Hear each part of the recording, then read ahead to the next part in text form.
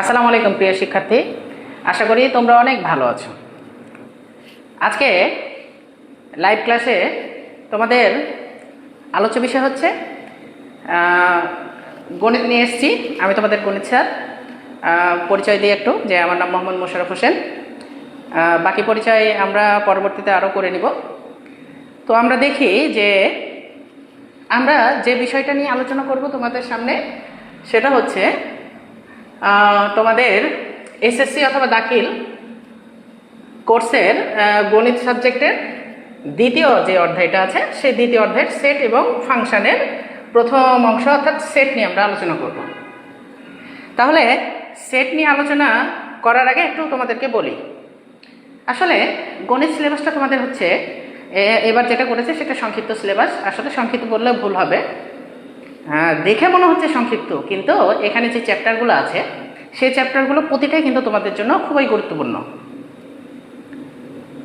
Board সিলেবাসও যদি হয় তাও এই চ্যাপ্টারগুলো ছাড়া কিন্তু সম্ভব নয়। তাহলে এই চ্যাপ্টারগুলো শর্ট সিলেবাসের জন্য গুরুত্বপূর্ণ, বোর্ড সিলেবাসের জন্য গুরুত্বপূর্ণ। তো আসি তোমাদের শর্ট সিলেবাসের মধ্যে থেকে আমরা আলোচনা করব। তো এর মধ্যে বেশ কয়েকটা চ্যাপ্টার আছে, তার মধ্যে একটা চ্যাপ্টার হচ্ছে সেট। বাকি চ্যাপ্টারগুলো নিয়ে আমরা ধাপ বাই ধাপ আলোচনা করব। আসি একটু সেট নিয়ে আলোচনা করি। তো সেট নিয়ে আলোচনা করতে হলে সেটের একটু সংজ্ঞাটা জানি। তো সেটের সংজ্ঞাটা কি? বাস্তব বা চিন্তা জগতের সুসংজ্ঞায়িত বস্তুর সমাবেশ বা সংগ্রহকে সেট বলা হয়। তাহলে বাস্তব বা চিন্তা জগতের যে সুনির্ধারিত বা সুসংজ্ঞায়িত যে বস্তু থাকবে, সে বস্তুর একটা যে সংগ্রহ, এই সংগ্রহ বা একত্রিতকরণ, এটাকেই বলা হচ্ছে কি?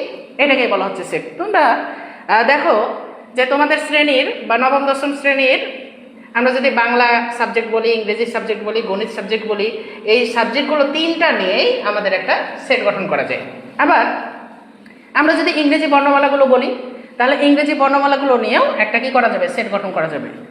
এইভাবে আমরা ক্যাপিটাল লেটার, স্মল লেটার আলাদা আলাদাভাবে সেট গঠন করতে পারি। এবার একটা বিষয় খেয়াল করি, সেটকে ইংরেজি যে বর্ণমালাগুলো আছে সেই বর্ণমালাগুলোর বড় হাতের বর্ণমালা অর্থাৎ ক্যাপিটাল লেটার এ থেকে জেড পর্যন্ত, এই ক্যাপিটাল লেটার দ্বারা সেট প্রকাশ করতে হয়। আর সেটের উপাদানগুলো ইংরেজি বর্ণমালা, এই যে ছোট হাতের বা স্মল লেটার এ থেকে জেড পর্যন্ত যে কোনো বর্ণ দ্বারা এটাকে প্রকাশ করতে হয়। এছাড়া এর মধ্যে আরও কী কী থাকবে? এর মধ্যে থাকবে সংখ্যাগুলো কি? 0 বা 1, 2, 3, আমরা শূন্যটা একটু বাদিয়ে দিই, তাহলে 1, 2, 3 এইভাবে আমরা বিভিন্ন সংখ্যাকে কী করতে পারবো? উপাদান হিসেবে প্রকাশ করতে পারবো। আরেকটু বিষয় খেয়াল করি, এই সেট প্রকাশের জন্য আমাদেরকে দ্বিতীয় বন্ধনী ব্যবহার করতে হবে। এই দ্বিতীয় বন্ধনী দ্বারা উপাদানগুলোকে ঘিরে দিতে হবে। এটাই হচ্ছে মূলত সেটকে প্রকাশ করার একটা পূর্ণাঙ্গ মাধ্যম। এবার আসি এই সেট প্রকাশের পদ্ধতি নিয়ে একটু আলোচনা করি। সেট প্রকাশের পদ্ধতি মূলত দুইটি। কি কি? একটা হচ্ছে তালিকা পদ্ধতি আর একটা হচ্ছে সেট গঠন পদ্ধতি। তো এবার আসো একটু আমরা তালিকা পদ্ধতি নিয়ে আলোচনা করি। এই পদ্ধতিতে সেটের সকল উপাদান সুনির্দিষ্টভাবে উল্লেখ করে দ্বিতীয় বন্ধনী এর মধ্যে আবদ্ধ করা হয় এবং একাধিক উপাদান থাকলে কমা ব্যবহার করে উপাদানগুলোকে আলাদা করা হয়। যেমন আমরা যদি দেখি তাহলে দেখছি যে এ ইকুয়াল টু উপাদান আছে আমাদের কি? এবি। তাহলে এ ইকুয়াল টু যে এবি আছে, এই এবিগুলোর মধ্যে একাধিক, একটা এ আছে একটা বি আছে, তাই আমরা এগুলোকে কি করেছি? এই যে কমা ব্যবহার করে কিন্তু ইউজ করেছি। আবার বি সেটের ক্ষেত্রে এর থেকে একটু বেশি উপাদান নেওয়া আছে, এখানে আমরা কি করছি? কমা ব্যবহার করেছি। এছাড়া আমরা বিভিন্ন নাম উল্লেখ করে করেও কিন্তু সেট প্রকাশ করতে পারি। একটু লক্ষ্য করি যে তালিকা পদ্ধতি, তাহলে উপাদানগুলো কি? দেখো যে এই উপাদানগুলো প্রত্যেকটা উপাদান আমরা দেখেই বুঝতে পারছি না যেখানে উপাদানগুলো কি আছে, এখানে বি এর মধ্যে উপাদানগুলো কি আছে, এই যে সি এর মধ্যে উপাদানগুলো কি আছে, দেখেই আমরা কিন্তু বলে দিতে পারছি যে উপাদানগুলো কি আছে। এই যে এরকমভাবে যদি দেখে উপাদানগুলো বলে দেওয়া যায়, তাহলে এই যে প্রকাশ পদ্ধতি, এটাকেই বলা হচ্ছে তালিকা পদ্ধতি। এবার আসো সেট গঠন পদ্ধতি।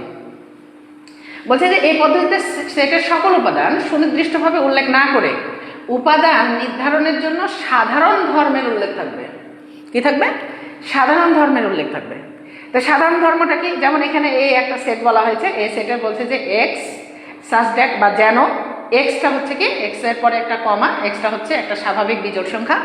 তাহলে এখানে আমরা নির্দিষ্ট করে বলতে পারছি না যে এখানে কি কি উপাদানগুলো আছে। হ্যাঁ, এটা আমরা বুঝতে পারছি যে সংখ্যাগুলো বিজোড় সংখ্যা হবে এবং সেগুলো স্বাভাবিক বিজোড় সংখ্যা হবে, কিন্তু কত থেকে শুরু হবে, কত থেকে গিয়ে শেষ হবে, এগুলো কিন্তু আমরা নির্দিষ্ট করে বলতে পারছি না।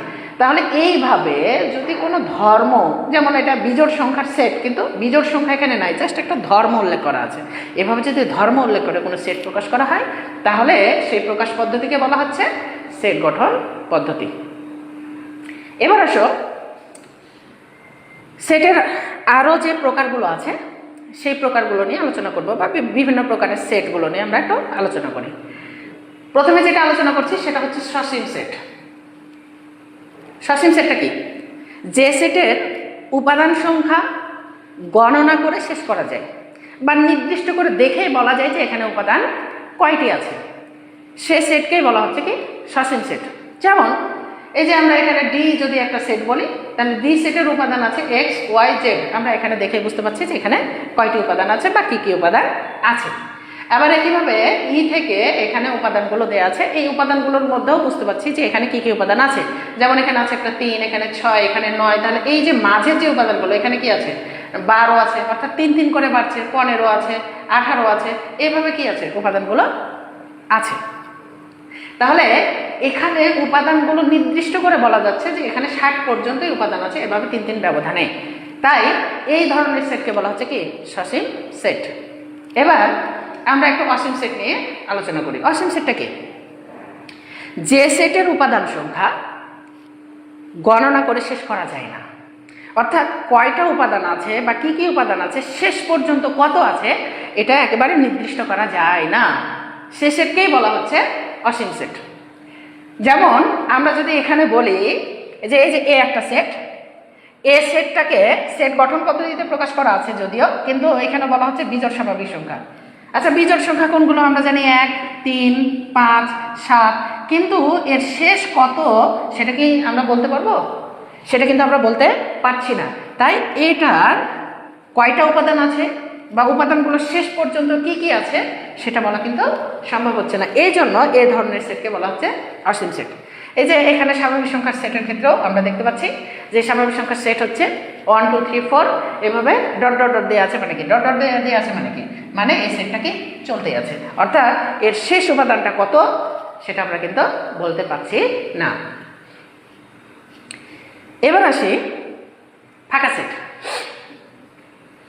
ফাঁকা সেট নাম দেখেই বুঝতে পারছি এটা ফাঁকা। ফাঁকাটা কি, এমটিটা কি, বা নাল সেটটা কি? এটাকে আবার নাল সেটও বলা হয়, নাল সেট। তো নাল সেটটা কি? তো নাল সেটটা হচ্ছে যে সেটের কোনো উপাদানই থাকে না, উপাদানই থাকে না, তো সে সেটকেই বলা হচ্ছে ফাঁকা সেট। ধরি যে এখানে বি একটা সেট, এখন বি সেটের মধ্যে কোনো উপাদানই নাই, তাহলে আমরা এটাকে বলবো বি ইকুয়াল টু ফাঁকা। অথবা আমরা এইভাবে লিখতে পারি বি ইকুয়াল টু সেকেন্ড বন্ধনীর শুরু এবং শেষ। এর মাঝে আবার এভাবে লেখা যাবে না, তাহলে এটা কিন্তু ফাঁকা হবে না, এটা ডাবল ব্যবহার হয়ে যাবে। এরকম ডাবল ব্যবহার হয়ে গেলে তখন এটা কিন্তু শক্তি সেটে রূপান্তর হয়ে যাবে। তাই এটাকে ব্যবহার করতে হবে হয় এটা আর না হয় এটা, যে কোনো একটা ব্যবহার করতে হবে, তাহলে এটা হচ্ছে কি ফাঁকা সেট। এবার আসি ভেন চিত্র। জন ভেন তিনি 1834 সালে জন্মগ্রহণ করেন এবং 1923 সালে মৃত্যুবরণ করেন। সেটের কার্যবিধি চিত্রের সাহায্যে প্রকাশ করেন। এতে বিবেচনাধীন সেটগুলোকে সমতলে অবস্থিত বিভিন্ন আকারের জ্যামিতিক চিত্র, যেমন আয়ত, বৃত্ত এবং ত্রিভুজ, এগুলো ব্যবহার করে প্রকাশ করা হয়। বলছে জন ভেনের নামানুসারে চিত্রগুলোকে ভেন চিত্র বলা হয়ে থাকে বা ভেন চিত্র নামে এটা কি পরিচিত। তাহলে এই ভেন চিত্রের ক্ষেত্রে আমরা একটু বলতে পারি যে যদি সম্পূর্ণ সেটকে নির্দিষ্ট করা হয় তাহলে এই সম্পূর্ণ সেট এটাকে বলা হবে কি, এটাকে বলা হবে সার্বিক সেট। আর এই সার্বিক সেটকে এই আয়তক্ষেত্র দ্বারা প্রকাশ করতে হয়, আর প্রতিটা নির্দিষ্ট সেটকে এই বৃত্ত চিহ্ন দ্বারা প্রকাশ করতে হয়। তাহলে এটা কি, এটা হচ্ছে নির্দিষ্ট সেটের জন্য, নির্দিষ্ট সেটের জন্য প্রকাশ করতে হবে। তাহলে আমরা যদি এখানে বলি যে মনে করো যে তোমাদের ক্লাসে তোমরা 100 জন ছাত্রছাত্রী আছো, কতজন আছো? 100 জন আছো। তাহলে এই 100 জনটা হবে কি, এই যে আমাদের হচ্ছে সার্ভিস সেক্টর, তাহলে সার্ভিস সেক্টর যদি 100 জন হয় তাহলে এই সার্ভিস সেক্টরকে আমরা ইউ দ্বারা প্রকাশ করতে পারি। তাহলে এই ইউ ইকুয়াল টু হবে কি, ইউ ইকুয়াল টু হবে 100। এবার আসো, এর মধ্যে বলা হলো যে তোমাদের ছাত্র আছে, তো এই ছাত্র সেটকে আমরা বললাম এ, এই ছাত্র আছে মনে করা হচ্ছে 65 জন। তাহলে এই ছাত্র যে 65 জন আছে এটা একটা নির্দিষ্ট, এই নির্দিষ্ট সেটটাকে আমরা কি দ্বারা প্রকাশ করব, এই যে আমরা বৃত্ত চিহ্ন দ্বারা প্রকাশ করব। এই বৃত্ত চিহ্নটা আমাদের কি, এই বৃত্ত চিহ্ন দ্বারা একটা নির্দিষ্ট সেট প্রকাশ করতে হবে, অর্থাৎ ছাত্রদের সেট। তাহলে ছাত্রদের সেট এ, তাহলে এটাকে বলবো আমরা এর মধ্যে হচ্ছে কি 65। আবার যদি বলতো যে ছাত্রীদের সেট, তাহলে ছাত্রীদেরকে আমরা কি বললাম, বি বললাম। তাহলে ছাত্রীদের মধ্যে আছে, ছাত্রী আছে কয়জন, ছাত্রী আছে বাকি হচ্ছে 35 জন। তাহলে এই 35 জনকে আমরা আর একটা সেট দ্বারা প্রকাশ করব, এই সেটটা হচ্ছে বি সেট, আর এই সেটের উপাদান হচ্ছে কত, 35। এইভাবে আমাদেরকে ভেন চিত্রের মাধ্যমে উপস্থাপন করা শিখিয়েছেন হচ্ছে কি জন ভেন।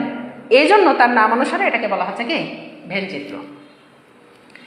এবার আসি উপসেট।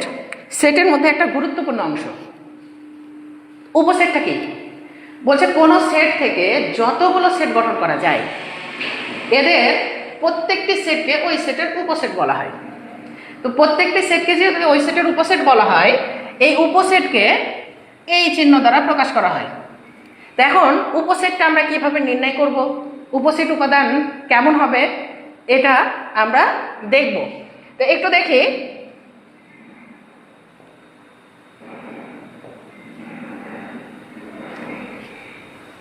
ধরি একটা সেট এ ইকুয়াল টু দেয়া আছে,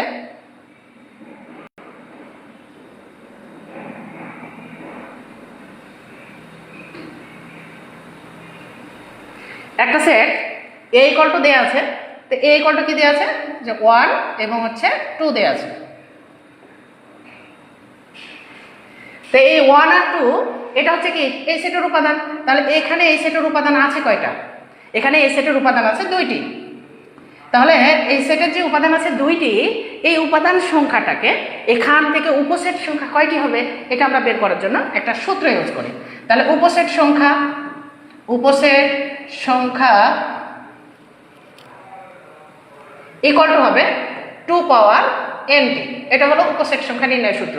এখন এই nটা কি, nটা হচ্ছে সেটের উপাদান, এটা হচ্ছে সেটের উপাদান। তাহলে এই সেটের উপাদান আছে কয়টি, 2টি। তাহলে এই সেটের উপসেট কয়টা হবে, এই সেটের উপসেট হবে 2 পাওয়ার 2 সমান হচ্ছে কয়টা, 4টি।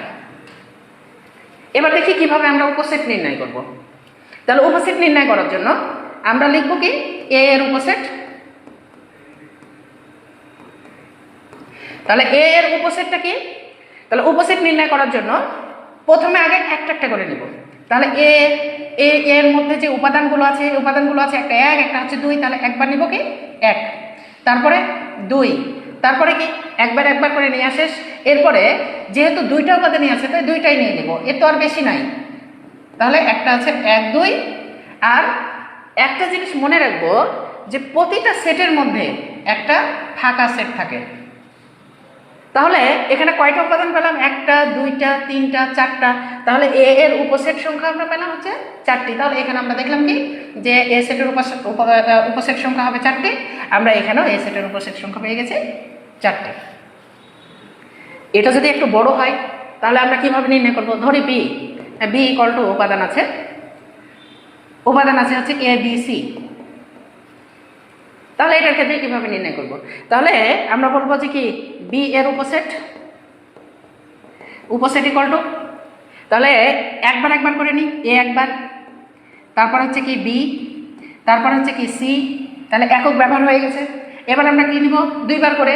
তাহলে 2বার করে নেওয়ার জন্য এই ট্রিক্সটা আমরা খেয়াল করবো কিভাবে, এলোমেলো হবে না, এক দিক থেকে বাদ দিতে থাকবো, একটা করে বাদ দিই। যদি একটা করে বাদ দিই দেখা যাচ্ছে 2টা করে উপাদান থাকছে। অথবা আমরা এদিক থেকে বাদ দেবো, যে দিক থেকেই বাদ দিই না কেন এটা নিয়ে কোনো সমস্যা নাই, কিন্তু ধারাবাহিকভাবে বাদ দেবো। একটা যেটা বাদ দিলাম তারপরে এটা বাদ দেবো, তারপরে এটা বাদ দেবো। প্রতিবার যখন একটা করে বাদ দিচ্ছি তখন কয়টা করে উপাদান থাকছে, 2টা করে উপাদান থাকছে। তাহলে আমরা যদি সি কে বাদ দিয়ে দিই, অর্থাৎ লাস্টের টাকা বাদ দিয়ে দিই, তাহলে উপাদান থাকছে কি এ বি। তাহলে এ বি লিখে নিই। এরপর কি করব, মিডলেরটাকে বাদ দিয়ে দেবো, মিডলেরটাকে বাদ দিলে কি থাকছে এসি, তাহলে আমরা এসি নিয়ে নেব। তারপরে কি এবার প্রথমেরটাকে বাদ দিয়ে দেবো, প্রথমেরটাকে বাদ দিতে থাকছে বিসি, তাহলে আমরা বিসিকে নিয়ে নিব। এরপরে কি দুইবার করে উপাদান নেওয়া শেষ, এবার তিনটা করে নেবো, তো তিনটাই তো আছে, তাহলে তিনটে একবার নিয়ে নিই, তাহলে এ বি সি। আর একটা কি বললাম যে সবগুলো সেটের মধ্যে একটা ফাঁকা সেট থাকে। তাহলে দেখি এখানে কয়টা উপাদান হচ্ছে, একটা, দুইটা, তিনটা, চারটা, পাঁচটা, ছয়টা, সাতটা এবং আটটা। তাহলে উপসেট আমরা কয়টা পেয়ে গেলাম বি এর, তাহলে বি এর উপসেট পেয়ে গেলাম আটটা। এবার দেখি যে বি এর উপসেট আটটা পাচ্ছে কিনা, তাহলে এর উপাদান আছে কয়টা, উপাদান আছে তিনটি, তাহলে মাথার উপরে তিন, তাহলে 2 পাওয়ার 3 মানে কত, 2 পাওয়ার 3 মানে হচ্ছে 8, তাহলে এখানেও আমরা আটটাই পাইছি, আবার মান বের করার সময় আটটা পেয়েছি। প্রতিবার আমরা যতবার করব কোনোবারই মান কি হবে না, ভুল হবে না, শুধু আমরা ট্রিক্সগুলো খেয়াল রাখবো, এলোমেলোভাবে আমরা উপাদান নিব না। এই ভুলটা কিন্তু আমরা প্রায় করে থাকি, এই ভুল করার জন্য দেখা যাচ্ছে 8টা উপাদান হবে, 6টা পাচ্ছি, 7টা পাচ্ছি, দেওয়ার পাচ্ছি না। আর একটা দেখি এটার ক্ষেত্রে, এটাতে তাও সহজ, এটার ক্ষেত্রে আমরা পাচ্ছি, কিন্তু যদি উপাদান আমাদের 4টা হয়ে যায়, এটাকে আমরা আর একটা নাম দিই, এটাকে আমরা বলি যে এটা হচ্ছে সি, সি একটা সেট, সি সেটের এবার উপাদান আছে, মনে করে যে হচ্ছে 1 2 আর হচ্ছে আচ্ছা এ বি, এটা মনে করে আছে। তাহলে এখানে উপাদান কয়টা আছে, এখানে উপাদান আছে 4টি, তাহলে আমাদের উপসেট সংখ্যা কয়টি হওয়া উচিত, উপসেট সংখ্যা হওয়া উচিত আমাদের হচ্ছে 2 এর উপর 4 মানে হচ্ছে 16টি। এখন দেখবো যে আমরা 16টি পাচ্ছি কিনা, তাহলে কিভাবে নেব, তাহলে প্রথমত আমরা একবার করে নিব, তাহলে এখানে 4টা উপাদান আছে, তাহলে 4 বার নিব এক এক করে, একটা করে, তাহলে প্রথমত আগে 1 নিই, তারপরে কি পরের উপাদানটা 2 নিই, তারপরে পরের উপাদানটা এ, তারপরে পরের উপাদানটা বি, আর আছে আর নাই, তাহলে একবার করে নিয়ে আসিস। এখন আমাদের কি করতে হবে, 2 বার করে নিতে হবে। এই বিষয়টা খুব লক্ষণীয়, একটু খেয়াল করি। 2 বার করে আমরা যখন নিব তখন প্রথমত একটাকে নিয়ে নিব, আমরা ক্যাপ্টেন নির্বাচনের মতো করে একটা ক্যাপ্টেন নিলাম, ও কি করবে সবার সাথে একে একে যোগাযোগ করবে। তো সবার সাথে যে একে যোগাযোগ করবে, তাহলে ও নিজে থাকবে 1 কি করলো উপাদান, অর্থাৎ পরের উপাদান 2 এর সাথে যোগাযোগ করলো, তাহলে 1 এর সাথে আমরা 2কে নিয়ে নিলাম, তাহলে 1 যেহেতু ক্যাপ্টেন ও আছে, এর সাথে যোগাযোগ শেষ, একে আমরা কি করবো বাদ দিয়ে দেবো, এরপরে চলে যাবো কোথায় 1 এর সাথে এ, তাহলে 1 এ, তারপরে ও আবার কোথায় যাবে বি এর সাথে, তাহলে 1 এর সাথে বি, তাহলে 1 এবার ক্যাপ্টেন ছিল, 1 এর কাজ হচ্ছে কি করে দিলাম আমরা শেষ করে দিলাম। এবার কি করবে, এবার 2 এবার সবার সাথে কি করবে একটা করে পাশে নিয়ে নেবে, তাহলে 2 যদি একটা করে পাশে নিয়ে নেয়, তাহলে 2 নিবে প্রথমত একে। একটা জিনিস খেয়াল রাখবো, যে একবার কাজ শেষ করে দিবে অন্যজন আর তার দিকে ঘুরে আসবে না, অর্থাৎ পেছনের দিকে সে তাকাবে না, পেছনের মানগুলো সে নিবে না। তাহলে আমরা এখানে কি বলছি যে আমরা এখানে নিলাম 2 এর সাথে এ, তো 2 এর সাথে 1 কিন্তু নেওয়া যাবে না, যদি 2 এর সাথে 1 নিই তাহলে 1 এর সাথে 2 আর 2 এর সাথে 1 কিন্তু একই সেট হয়ে যাবে, এই জন্য আর এই উপাদানগুলো নেওয়া যাবে না। তাহলে দেখি, তাহলে এখানে আমরা কি নিলাম 2 এ, তারপরে আমরা কি নিব 2 এর সাথে বি, তাহলে 2 দ্বারা নেওয়া শেষ। এবার কোনটা দ্বারা নিব, এ দ্বারা, তাহলে এ দ্বারা হচ্ছে বিকে আমরা নিয়ে নিলাম। তাহলে আর কিন্তু 2 বার করে নেওয়ার মতো আর কিছু নাই। তাহলে এবার কি নিব, এবার আমরা নিব 3 বার করে। এই যে একইভাবেই যখন আমরা 2 বার করে নিচ্ছিলাম, 3টাই ছিল, তখন একটা করে বাদ দিয়ে দিচ্ছিলাম, তাহলে এখানেও তাই করবো, একটা করে বাদ দিয়ে দেবো। তাহলে শেষেরটাকে বাদ দিয়ে দিলে কি হবে 1 2 এ, তাহলে আমরা নিব হচ্ছে 1 2 এ। তারপরে কি এবার এটাকে বাদ দিয়ে দেবো, তাহলে এটাকে বাদ দিলে আমরা কি পাচ্ছি, এটাকে বাদ দিলে পাচ্ছি হচ্ছে 1 2 হচ্ছে বি। এবার এটাকে যদি বাদ দিই তাহলে কি পাচ্ছি 1 এ বি, তাহলে 1 এ বি। তারপরে যদি আমরা প্রথমটাকে বাদ দিয়ে দিই তাহলে আমরা কি পাচ্ছি 2 এ বি, তাহলে 2 এ আর হচ্ছে কি বি পেলাম। তাহলে আমরা প্রত্যেকটাই পেয়ে গেছি, 3 করে উপাদান পেয়ে গেছি, আর ভুল হওয়ার কিন্তু সম্ভাবনা নাই। একবার করে বাদ দিব, এটা বাদ দিলাম 1 2 এ, এটা বাদ দিলাম, বাকিগুলো যেগুলো দেখা যাচ্ছে কি কি দেখা যাচ্ছে 1 2 বি, এটা বাদ দিলাম 1 এ বি, এটা বাদ দিলাম 2 এ বি। আর 3 বার করে নেওয়া যাবে না। এরপরে কি, এরপর হচ্ছে 4টি উপাদানই নিয়ে নেব 1 2 এ আর হচ্ছে কি বি। তাহলে 4টা উপাদান নিয়ে শেষ। এবার কি প্রতিটা সেটের মধ্যে একটা ফাঁকা সেট থাকে, এটাও নিয়ে নিলাম। তাহলে সেট কয়টা হলো, উপসেট কয়টা হলো, 1টা 2টা 3টা 4টা 5টা 6টা 7টা 8টা 9 10 11 12 13 14 15 এবং হচ্ছে 16। কোনোভাবেই ভুল হওয়ার সম্ভাবনা নাই। তাহলে কি করতে হবে, আমাদেরকে এই ট্রিক্সগুলো খেয়াল করতে হবে, আমাদেরকে নিয়মগুলো খেয়াল করতে হবে যে আমরা কিভাবে একের পর এক হচ্ছে উপাদানগুলোকে সাজাচ্ছি। এখন এখান থেকে আমরা কি কি শিখলাম, যে যে কোনো সেট দিলে আমরা উপসেট সংখ্যা নির্ণয় করতে পারবো। উপসেট সংখ্যা নির্ণয়ের জন্য আমাদের কোনো সমস্যা থাকলো না। আর যে কোনো একটা সেট থেকে সেটের উপসেট আমরা কিন্তু নির্ণয় করতে পারবো। এবার আসি কোন সেট থেকে প্রকৃত উপসেট কিভাবে নির্ণয় করতে হবে। তার আগে একটু সংজ্ঞাটা দেখে নিই। প্রকৃত সেটের সংজ্ঞাটা কি, যে কোন সেট থেকে গঠিত উপসেটের মধ্যে যে উপসেটগুলোর উপাদান সংখ্যা প্রদত্ত সেটের উপাদান সংখ্যা অপেক্ষা কম, এদের বলা হয় প্রকৃত উপসেট। খেয়াল করি, সেটের যে উপাদান সংখ্যা মূল সেটের, আচ্ছা মূল সেট একটা এ ইকুয়াল টু মূল সেট হচ্ছে কি 1 2, এই সেটের উপসেট কত কত পাইছিলাম, এই সেটের উপসেট আমরা আগের স্লাইডেই কিন্তু দেখেছি। তাহলে উপসেট আমরা পেয়ে গেছিলাম কত কত, একটা পেয়েছিলাম 1, একটা পাইছিলাম হচ্ছে 2, একটা পাইছিলাম হচ্ছে 1 2, আর একটা পাইছিলাম হচ্ছে কি ফাঁকা। তাহলে এই যে চারটা উপসেটের মধ্যে এই উপসেটটা এবং এই মূল সেটটা একই উপাদান নিয়ে গঠিত, তাহলে এখানে তো কোনো কম উপাদান নাই। তো যেহেতু এটা একই উপাদান নিয়ে গঠিত, তাহলে এটা প্রকৃত উপসেট হবে না, এটা উপসেট হবে কিন্তু এটা কি হবে না, প্রকৃত উপসেট হবে না। তাহলে প্রকৃত উপসেট হতে হলে কি হতে হবে, উপাদান কম হতে হবে, একটা হলো উপাদান কম হতে হবে। তাহলে একটা হলো উপাদান, যে কোনো সেটের ক্ষেত্রে যদি একটা উপাদানও কম থাকে তাহলে সে সেটকে বলবো আমরা প্রকৃত উপসেট। তাহলে প্রতিটা সেটকেই আমরা উপসেট বলতে পারবো, কিন্তু প্রতিটা উপসেটকে আমরা প্রকৃত উপসেট কিন্তু বলতে পারবো না। তাহলে প্রতিটা সেট থেকে যতগুলো উপসেট তৈরি হচ্ছে সবগুলোই উপসেট, কিন্তু সবগুলোই কিন্তু প্রকৃত উপসেট না। তাহলে কয়টা বাদ যাচ্ছে, একটা, শুধুমাত্র একটা। তাহলে এই উপসেট সংখ্যা নির্ণয় করবো কি করে, মজার বিষয়। তাহলে আমরা উপসেট নির্ণয় করছি, আমরা এর আগে আমরা দেখলাম যে এখানে উপসেট হলো চারটা থেকে একটা বাদ, একটা যদি আমরা বাদ দিয়ে দিই তাহলে হয়ে যাচ্ছে 3টা। তো এই যে চারটা নির্ণয় করছিলাম কি করে, 2 পাওয়ার n করে, আর 2 পাওয়ার n মানে 2 পাওয়ার 2, এখানে 2টা উপাদান আছে। কয়টা উপাদান আছে, 2টা। তাহলে 2 পাওয়ার 2 মানে 4, এই যে 4, এই 4 থেকে আমরা কি করছি, এই যে একটা উপাদানকে বাদ দিয়ে দিচ্ছি। তাহলে সূত্রটা কি হবে প্রকৃত উপসেটের, তাহলে প্রকৃত উপসেট ইকুয়াল টু হবে 2 পাওয়ার n, এটা থেকে 1 বিয়োগ, তাহলে এটা হয়ে যাবে কি আমাদের প্রকৃত উপসেটের সূত্র। তাহলে আশা করি বুঝতে পেরেছি। প্রকৃত উপসেট বললে শুধুমাত্র এই যেটা একই উপাদান বিশিষ্ট উপসেট তৈরি হয়েছে সেই উপসেটটা বাদ চলে যাবে। আশা করি বোঝা গেছে। এবার আসি শক্তি সেট নিয়ে একটু আলোচনা করি। শক্তি সেট আলাদা কোনো সেট নয়, এই যে উপসেটগুলোকে নিয়েই কিন্তু শক্তি সেট তৈরি হয়। কিভাবে, এই যে এখানে সংজ্ঞায় বলে দিয়েছে যে কোনো সেটের সকল উপসেট দ্বারা গঠিত সেটকেই বলা হচ্ছে শক্তি সেট।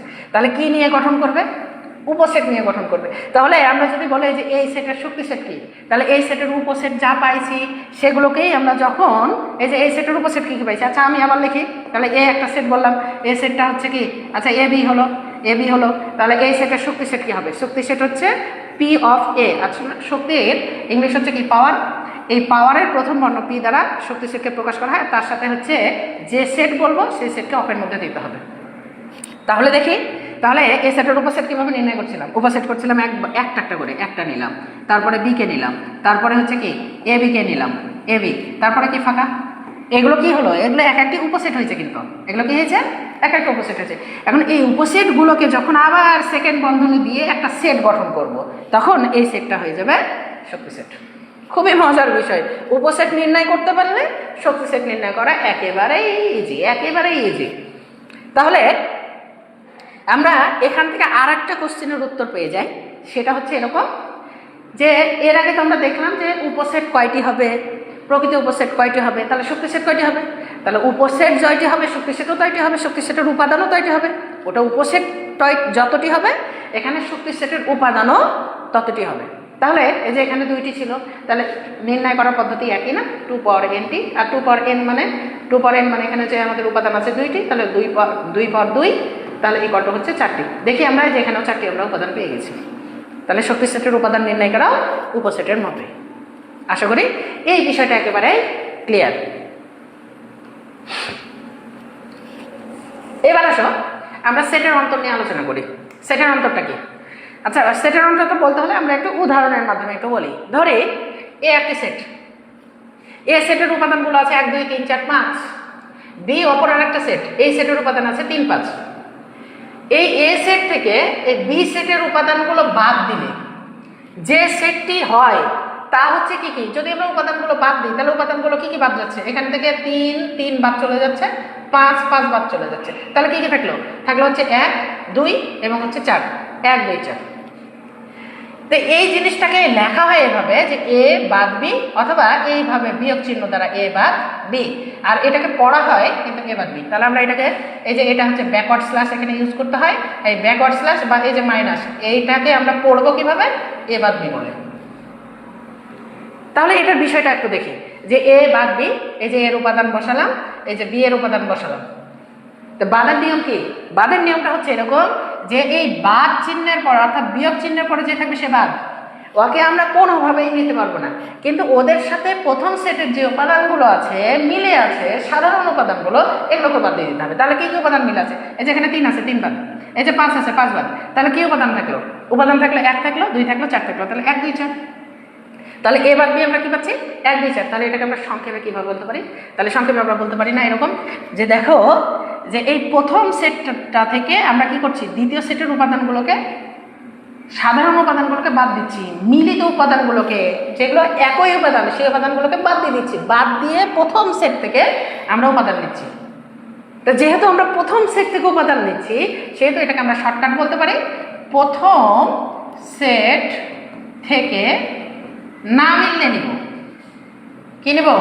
না মিললে নিব, মিললে নিব না, শুধু না মিললে নিব। দেখে যে মিলেনি, 1 মিলেনি নিয়েছি, 2 মিলেনি নিয়েছি, 4 মিলেনি নিয়েছি, তাহলে আমরা এটাকে বলবো কি? প্রথম সেট থেকে না মিললে নিব। এবার আসি সার্বিক সেট। সার্বিক সেটটা কি? একটা আলোচনা করছি, এই আলোচনায় আমরা বেশ কয়েকটা সেট নিয়ে এসেছি। তো এই আলোচনায় সংশ্লিষ্ট সকল সেট বা যতগুলো সেট থাকবে ওই সেটগুলো যদি একটি নির্দিষ্ট সেটের উপসেট হয়, একটা নির্দিষ্ট সেটের মধ্যে যে যে উপাদানগুলো আছে সেই উপাদানগুলো নিয়েই বাকি সেটগুলো কি করা হয়েছে? তৈরি করা হয়েছে। তাহলে ওই নির্দিষ্ট সেটকেই বলা হবে যে সার্বিক সেট। কি বলা হবে? সার্বিক সেট। অর্থাৎ আমরা আবার বলি যে এই যে সকল সেট যদি একটি নির্দিষ্ট সেটের উপসেট হয় তবে নির্দিষ্ট সেট তার উপসেটগুলোর সাপেক্ষে হচ্ছে সার্বিক সেট। তাহলে সার্বিক সেটকে সাধারণত কি দ্বারা প্রকাশ করা হয়? ইউ দ্বারা প্রকাশ করা হয়। আসলে মূলত ইউনিভার্সাল সেট এর প্রথম বর্ণটা দ্বারা এটা কি করা হয়? প্রকাশ করা হয়ে থাকে। তাহলে সার্বিক সেটটা কি? আরেকটু ক্লিয়ার করি। আমাদের পরিবারের প্রত্যেকটা সদস্য আছে, তাহলে আমাদের পরিবারটা হচ্ছে একটা সার্বিক সেট। এখন পরিবারের সদস্য কে কে আছে? আমাদের পরিবারের সদস্য দাদা দাদি থাকতে পারে, দাদা দাদি, দাদা দাদি, তারপরে বাবা মা, বাবা মা, আমি নিজে একটা, আমার বোনও থাকতে পারে, বোন থাকতে পারে, আবার আরও বেশি থাকতে পারে। তা আমরা এতটুকুই বলি। তাহলে এই যে এটা আমরা সবগুলোকে নিচ্ছি, এই সবগুলোই হচ্ছে একটা সার্বিক সেট। এখন সবগুলোর মধ্যে থেকে যদি আমরা দাদা দাদিকে বলি তাহলে দাদা দাদি এদের মধ্যকার একটা সেট, মা বাবাকে যদি বলি তাহলে মা বাবা এদের মধ্যকার একটা সেট, আমি যদি বলি আমি নিজেও একটা এদের মধ্যকার একটা সেট, আমার বোন যদি বলি তাহলে বোনও একটা নির্দিষ্ট একটা সেট। তাহলে এই যে এটা বা এটা বা এটা বা এটা যতগুলো এর মধ্যে থেকে তৈরি হয়েছে সবগুলো এর মধ্যকরা উপাদান নিয়েই কিন্তু তৈরি হয়েছে, এর বাইরের কোনো উপাদান নিয়ে তৈরি হয়নি। এবার প্রকৃতপক্ষে উল্টাভাবে দেখি, তাহলে এখানে যে যে উপাদানগুলো আছে সবগুলো উপাদানই কিন্তু ওর মধ্যে আছে, তাই এটাকে বলা হচ্ছে কি? সার্বিক সেট। তাহলে আরেকটু এবার দেখি, এবার বইয়ের উদাহরণগুলোর মতো করে দেখি, একটু খেয়াল করি। ধরি এ একটা সেট, এই সেটটা কত আছে? এই সেটটা আছে 1 2। বি আর একটা সেট, বি একটা সেটে আছে হচ্ছে 2 4। সি আর একটা সেট, সি আর একটা সেটে আছে হচ্ছে কি 1 3 5। এরকম মনে করে হচ্ছে উপাদানগুলো দেওয়া আছে। তাহলে ইউ সার্বিক সেটটা কি হবে? ইউ সার্বিক সেটটা হবে এদের সবগুলো উপাদানই ওর মধ্যে থাকবে। তাহলে সবগুলো উপাদানে যদি থাকে তাহলে 1 থাকবে, 2ও থাকবে, 3ও থাকবে, 4ও থাকবে, 5ও থাকবে। তাহলে এই যে উপাদানগুলো এই সবগুলো উপাদানে কি আছে ওর মধ্যে আছে? দেখি এ সেটের উপাদান 1 2 ছিল, 1 2 আছে। বি সেটের উপাদান 2 4 ছিল, 2 4ও আছে। সি সেটের উপাদান 1 3 5 ছিল, এই যে 1ও আছে, 3ও আছে, 5ও আছে। তাহলে এটাকে বলা হবে কি? এটাকে বলা হবে সার্বিক সেট। সার্বিক মানে যে সবাইকে নিয়ে থাকবে। এবার আসে পূরক সেটটা কি? বলছে যে ইউ যদি একটি সার্বিক সেট হয় এবং এ সেটটি যদি ইউ এর উপসেট হয়, ইউ এর উপসেট মানে কি? সার্বিক সেটের মধ্যকার উপাদান নিয়ে গঠিত হয়েছে। এ সেটের বহির্ভুক্ত সকল উপাদান নিয়ে, বহির্ভুক্ত মানে এ বাদ, এর যে উপাদানগুলো আছে সেগুলো বাদ, বাদ দিয়ে সার্বিক সেটের মধ্যকার যে উপাদানগুলো থাকবে সেই উপাদানগুলো নিয়ে গঠিত সেটকেই বলা হচ্ছে এ সেটের পূরক সেট। একটু ক্লিয়ার করি, আরেকটু ক্লিয়ার করি। ক্লিয়ারটা হচ্ছে এরকম যে ইউ একটা সেট আছে, এই সেটটার উপাদান আছে 1 2 3 4 5 আর হচ্ছে কি 6। এ একটা সেট আছে, এই সেটের উপাদান হচ্ছে এদের মধ্য থেকেই নিতে হবে, কারণ বলা হচ্ছে কি উপসেট হতে হবে। তাহলে উপসেট মানে কি এদের মধ্যে থেকেই নিতে হবে, বা এদের মধ্যে না হলেও হবে, তবে এদের মধ্যে থেকে নিই। তাহলে 1 4 6 আমরা মনে করে নিলাম। তাহলে এই 1 4 6 ইউ এর একটি উপসেট। এখন যদি আমরা বলি এ পূরক, তো এ পূরককে কি এই যে টি মাথার উপরে টি দ্বারাও প্রকাশ করা হয়, আবার মাথার উপরে এই ড্যাশ দ্বারাও প্রকাশ করা হয়। আরও প্রকাশ পদ্ধতি আছে। আমরা এই যে মাথার উপরে এইভাবে বার দ্বারা প্রকাশ করতে পারি, এইভাবে নিচে বার দ্বারা প্রকাশ করতে পারি, মাথার উপরে সি দ্বারা আমরা কি করতে পারি, এটাকে প্রকাশ করতে পারি। তাহলে এতগুলো দ্বারা আমরা কি করতে পারি, প্রকাশ করতে পারি। তাই সাধারণত আমরা কি করব, এই যে মাথার উপরে ড্যাশ দ্বারাই প্রকাশ করব। তাহলে এ পূরকটা কি, পূরক মানে হচ্ছে সার্বিক সেট থেকে ওই নির্দিষ্ট সেটকে বিয়োগ করতে হবে, বাদ দিতে হবে। তাহলে এই যে সার্বিক সেট, এই যে বাদ, এই যে হচ্ছে এ, অথবা আমরা এটাকে এভাবে লিখবো সার্বিক সেট, এই যে বাদ, এই যে হচ্ছে এ। তাহলে আমরা উপাদান যদি বসাই তাহলে আমরা কি পাচ্ছি 1 2 3 4 5 6 বাদ এর উপাদান হচ্ছে 1 4 6। তাহলে আমরা বাদের ক্ষেত্রে আগেই বলেছি সে বাদ। এখন ওর সাথে এখানে যা যা মিল আছে সেও বাদ। তাহলে 1 মিলল, 4 মিলল, 6 মিলল, এরাও বাদ। তাহলে আমাদের কি থাকলো, এখান থেকে আমরা সেট হিসেবে আমরা কি পাচ্ছি, এখান থেকে পাচ্ছি হচ্ছে, এখান থেকে পাচ্ছি 2 3 5। তাহলে 2 3 আর 5, এই 2 3 5 কি এ সেটের মধ্যে ছিল, এ সেটের মধ্যে নাই। তাহলে এ সেটের মধ্যে যা যা ছিল সবগুলোকেই কিন্তু বাদ দিয়ে দিয়েছি।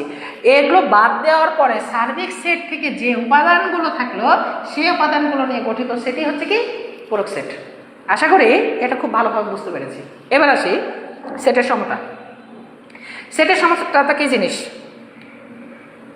দুটি সেটের উপাদান একই হলে সেট দুটিকে সেটের সমতা বলা হয় বা সমান সেট বলা হয় থাকে।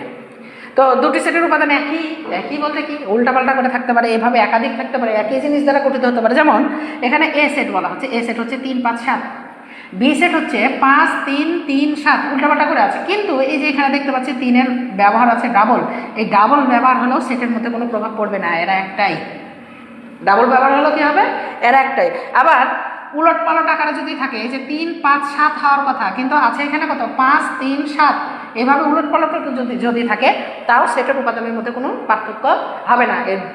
এই সেটটাকে এবং এই সেটটাকে আলাদা সেট বলা যাবে না। তাহলে এই সেটও যেটা, এই সেটও সেটা, সে উলট পালট থাকুক আর একই উপাদান রিপিটই থাকুক, তাহলে আমরা বলতে পারি যে এ সেট এবং হচ্ছে কি এই বি সেট, দুইটা সেটই হচ্ছে কি সমান। এবার দেখি সংযোগ সেটটা কি, ইউনিয়ন সেট। তো ইউনিয়ন সেটটা কি, তো বলছে 2 বা ততোধিক সেটের সকল উপাদানগুলোকে নিয়ে গঠিত সেট হলে সেই সেটটাকে বলা হবে কি হচ্ছে সংযোগ সেট বা হচ্ছে ইউনিয়ন সেট। একটু খেয়াল করি, আমরা একটু আগেই দেখলাম ইউ এর ব্যবহার, আবার সংযোগ সেটের চিহ্ন হিসেবে আমরা ব্যবহার করছি এই চিহ্নটা। তাহলে আমরা কখন কোনটা ব্যবহার করব, একটু হেজিটেশনে পড়ে যাওয়ার মতো একটা বিষয় মনে রাখবো, যদি ইউ দ্বারা কোনো সেট প্রকাশ করা হয় তাহলে সে অবশ্যই সার্বিক সেট। সে কি সেট, সে অবশ্যই সার্বিক সেট। কিন্তু এই চিহ্নটা যদি দুইটা সেটের মাঝে বসে তাহলে এই চিহ্নটা হয়ে যাবে ইউনিয়ন বা সংযোগ। তাহলে চিহ্নের যে সমস্যাটা ক্লিয়ার। এবার আসি এ একটা সেট 1 3 5 7, বি আর একটা সেট, বি হচ্ছে কি 2 4 6, এই সেটটা দেয়া আছে। এখন বলা হলো এ সংযোগ বি কি, এ সংযোগ বি। তাহলে এ সংযোগ বি হচ্ছে এর উপাদান হচ্ছে 1 3 5 7, সংযোগ বি এর উপাদান হচ্ছে 2 4 6। তাহলে সংযোগের কাজ কি, সংযোগের কাজ বলছে সবগুলো উপাদানকে নেব। তাহলে সবগুলো উপাদানকে যদি নিই তাহলে একবার সাজিয়ে নিই, তাহলে 1 কে নিলাম, 2 কে নিলাম, এই যে এখানে 2 আছে 2 কে নিলাম, 3 আছে এখানে 3 কে নিলাম, এখানে 4 আছে এখানে 4 কে নিলাম, এখানে 5 আছে এখানে 5 কে নিলাম, এখানে 6 আছে এখানে 6 কে নিলাম, এখানে 7 আছে এখানে 7 কে নিলাম। যদি কোনো উপাদান রিপিটও হতো তো সেই উপাদানগুলোকে একবার নিতে হতো। তাহলে কি বললাম, তাহলে এখান থেকে আমরা কি বুঝতে পারলাম, এই শর্টকাটটা আমরা কিভাবে লিখতে পারি, এই শর্টকাটটা আমরা লিখতে পারি সংযোগের ক্ষেত্রে মিললেও নিব, না মিললেও নিব।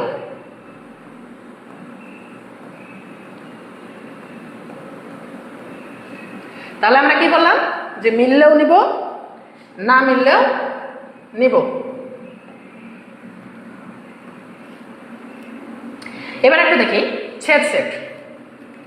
ছেদ সেটটা কি? যদি দুই বা ততোধিক সেটের সাধারণ উপাদান থাকে, সাধারণ মানে কি কমন, আমরা ইংলিশে বলি কমন আর বাংলায় হচ্ছে কি সাধারণ।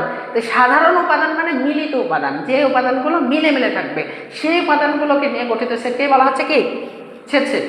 ধরি এই যে এখানে আমাদের সেট দুইটা দেওয়া আছে, একটা এ আর একটা হচ্ছে বি। আমরা এই এ এবং বি সেটটা নিই। আচ্ছা, আমরা এখানে উল্লেখ করে নিচ্ছি একটা এ সেট, আলাদাভাবে উল্লেখ করে নিচ্ছি 1 3 5 6 এই সেটটা আমরা নিলাম। আর বি আর একটা সেট হচ্ছে 2 3 6 এটা আমরা নিয়েছি। এখন এই সেটের মধ্যে আমরা যদি ছেদ সেট বের করি তাহলে ছেদের কাজটা কি? আগে এর উপাদানগুলো বসেনি, 1 3 5 6 ছেদ। আমরা এবার বি এর উপাদানগুলো বসেনি, 2 3 হচ্ছে 6। এই দুইটা সেটের দিকে লক্ষ্য করি, এখানে এবং এখানে এই দুইটা সেটের মধ্যে আমরা দেখতে পাচ্ছি 3 মিলছে এবং 6 মিলছে। তার মানে এই যে মিলে আছে, কমন আছে, সাধারণ উপাদান আছে, দুইটার মধ্যে একই উপাদান আছে। এই দুইটা উপাদান আমরা নিয়ে যে সেট গঠন করব সেই সেটকেই বলা হবে ছেদ সেট। তাহলে ছেদের কাজটা কি হলো? ছেদের কাজটা হলো শুধু মিললে নিব, শুধু মিললে নিব। এবার আমরা দেখি নিশ্চিত সেট। নিশ্চিত সেটটা কি? দুইটি সেটের মধ্যে যদি কোনো সাধারণ উপাদান না থাকে, এটাও ছেদেরই একটা অংশ, কিন্তু ছেদ করার পরে যদি দেখি যে দুইটা সেট নিয়েছি এই দুইটা সেটের মধ্যে কোনো উপাদান মিল নাই, যদি মিল না থাকে তাহলে যেটা পাবো সেটাকেই বলা হচ্ছে কি পরস্পর নিশ্চিত সেট। একটা সেটের অন্যটা হচ্ছে নিশ্চিত বা অন্যটার প্রথমটা হচ্ছে নিশ্চিত। একটু উদাহরণ দিই তাহলে আমরা ভালো বুঝতে পারবো। ধরি এ সেট আছে হচ্ছে 1 3 5 1 3 5, বি আর একটা সেট, এই সেটটা আছে হচ্ছে 2 4 6 2 4 6। তাহলে এ ছেদ বি ইকুয়াল টু কত? এ ছেদ বি। তাহলে এর উপাদান হচ্ছে 1 3 5 আর ছেদ হচ্ছে বি এর উপাদান হচ্ছে কত? 2 4 6 2 4 6। তাহলে আমরা এখানে দেখি যে ছেদের মানের কাজ কি? ছেদের কাজ আমরা একটু আগে দেখলাম, ছেদের কাজ হচ্ছে কমন উপাদানগুলো নিয়ে যে সেটটা গঠিত হবে সেটাকে বলা হচ্ছে ছেদ সেট। তো এখানে কোনো কিছু কি মিলছে? এখানে 1 আছে ওখানে নাই, ওখানে 2 আছে এখানে নাই, এখানে 3 আছে ওখানে নাই, ওখানে 4 আছে এখানে নাই, এখানে কোনো উপাদানই মিল নেই। যখন কোনো উপাদান মিল না থাকবে তখন উত্তর হবে কি ফাঁকা। আর এই যখনই উত্তর ফাঁকা হবে তখনই আমরা ওটাকে বলবো কি নিশ্চিত সেট, অর্থাৎ কোনো সাধারণ উপাদান থাকবে না, তাহলে আমরা এটাকে বলবো কি নিশ্চিত সেট। আশা করি বুঝতে পেরেছি। এবার আসি ক্রোমোজোম নিয়ে একটু আলোচনা করি। এক জোড়া উপাদানের মধ্যে কোনটি প্রথম অবস্থানে আর কোনটি দ্বিতীয় অবস্থানে থাকবে তা নির্দিষ্ট করে জোড়া আকারে প্রকাশকে ক্রোমোজোম বলে। তাহলে কিভাবে প্রকাশ করতে হবে? জোড়া আকারে। তো যদি কোনো ক্রোমোজোমের প্রথম উপাদান বা পদ এক্স হয় এবং দ্বিতীয় উপাদান বা পদ যদি ওয়াই হয় তাহলে একে ক্রোমোজোম আকারে এইভাবে প্রকাশ করা হবে এক্স কমা ওয়াই, প্রথম বন্ধনী দিয়ে ঘিরে দিয়ে আমরা এভাবে কি করবো এটাকে প্রকাশ করবো। একটা এই যে উদাহরণ নিয়েছি এরকম একটা, এটা একটা অঙ্ক, এখানে আছে 2x + y, 3, এটা একটা ক্রোমোজোম, আর 6, হচ্ছে x - y, এটাও একটা ক্রোমোজোম। এইভাবে যদি কোনো ক্রোমোজোম আকারে থাকে তাহলে বলছে যে এক্স ওয়াই নির্ণয় করো। এই সমাধানটা আমরা করব কি করে? তাহলে একটা বিষয় খেয়াল করব খুব ভালোভাবে, কোনো ক্রোমোজোমের প্রথম অংশ সমান হবে অপর ক্রোমোজোমের প্রথম অংশ, এর দ্বিতীয় অংশ সমান হবে প্রথম ক্রোমোজোমের হচ্ছে কি দ্বিতীয় অংশ। তাহলে আমরা এটাকে এভাবে বলতে পারি যে 2x + y = হবে 6 আর হবে x - y = হবে কি 3। তাহলে এই দুইটাকে আমাদের সমাধান করার জন্য আমরা কি করব? প্রথমত আগে 2x + y = নিব, হচ্ছে কি 6, অথবা আমরা এটাকে অপনয়ন পদ্ধতিতেও সমাধান করতে পারি। তাহলে অপনয়ন পদ্ধতিতে সমাধান করার জন্য x - y এটাই সহজ পদ্ধতি। আমাদের এই সমাধান প্রক্রিয়াটা বেশ কয়েকটা পদ্ধতিতে সমাধান করা যায়, তার মধ্যে একটা হচ্ছে প্রতিস্থাপন পদ্ধতি, একটা হচ্ছে অপনয়ন পদ্ধতি, আর একটা হচ্ছে কি আড় গুণন বা বজ্র গুণন পদ্ধতি। এই কয়টা আমাদের পদ্ধতি আছে। এই পদ্ধতির মধ্যে সবগুলোই সহজ, তবে এই পদ্ধতিটা ছোট এবং খুব সহজে অঙ্ক করা যায়। তবে এই পদ্ধতিটা ছেলেমেয়েরা সাধারণত মনে রাখতে পারে না, সবসময় এই পদ্ধতিটাই বেশি ইউজ করে থাকে।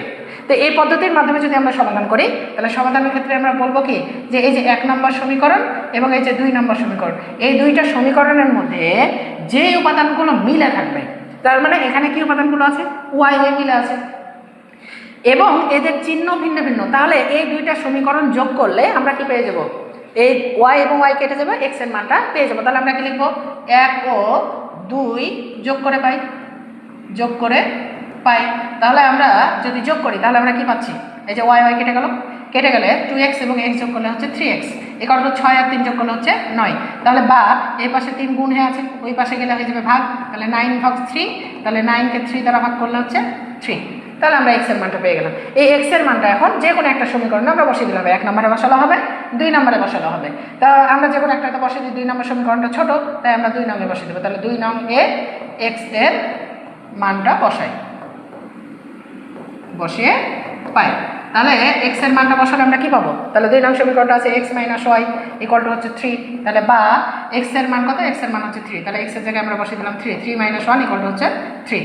তাহলে আমরা এটাকে এভাবে বলতে পারি যে -y ইকুয়াল টু 3, এটা ওই পাশে গেলে হবে -3, এ পাশে প্লাস আছে, কোনো চিহ্ন নাই মানে প্লাস আছে, ওই পাশে গেলে হবে কি -3। তাহলে 3 থেকে 3 বাদ দিলে কি হয়ে গেল, তাহলে -y ইকুয়াল টু হয়ে গেল 0। আর এই মাইনাসটা বা উভয় পক্ষকে আমরা যদি মাইনাস দ্বারা গুণ করি তাহলে এটা হয়ে যাবে কি প্লাস, আর ওটা হয়ে যাবে কি 0-র আগে মাইনাস, 0-র আগে মাইনাস হোক আর প্লাস হোক সে কি পরিবর্তন হবে, তাহলে সে পরিবর্তন হবে না, তাহলে সে কত হয়ে গেল, তাহলে সে হয়ে গেল 0। তাহলে এখানে আমরা এই যে এখন উত্তর লিখব, এই যে উত্তর যে লিখবো যে x, y বা নির্ণয় সমাধান x, y ইকুয়াল টু, যেহেতু আগে x লিখেছি তাই x এর মানটাকে আগে বসাতে হবে, তারপরে y এর মানটাকে বসাতে হবে, y এর মানটা হচ্ছে 0। এইটাই হচ্ছে ক্রমজোড় নির্ণয় করার পদ্ধতি।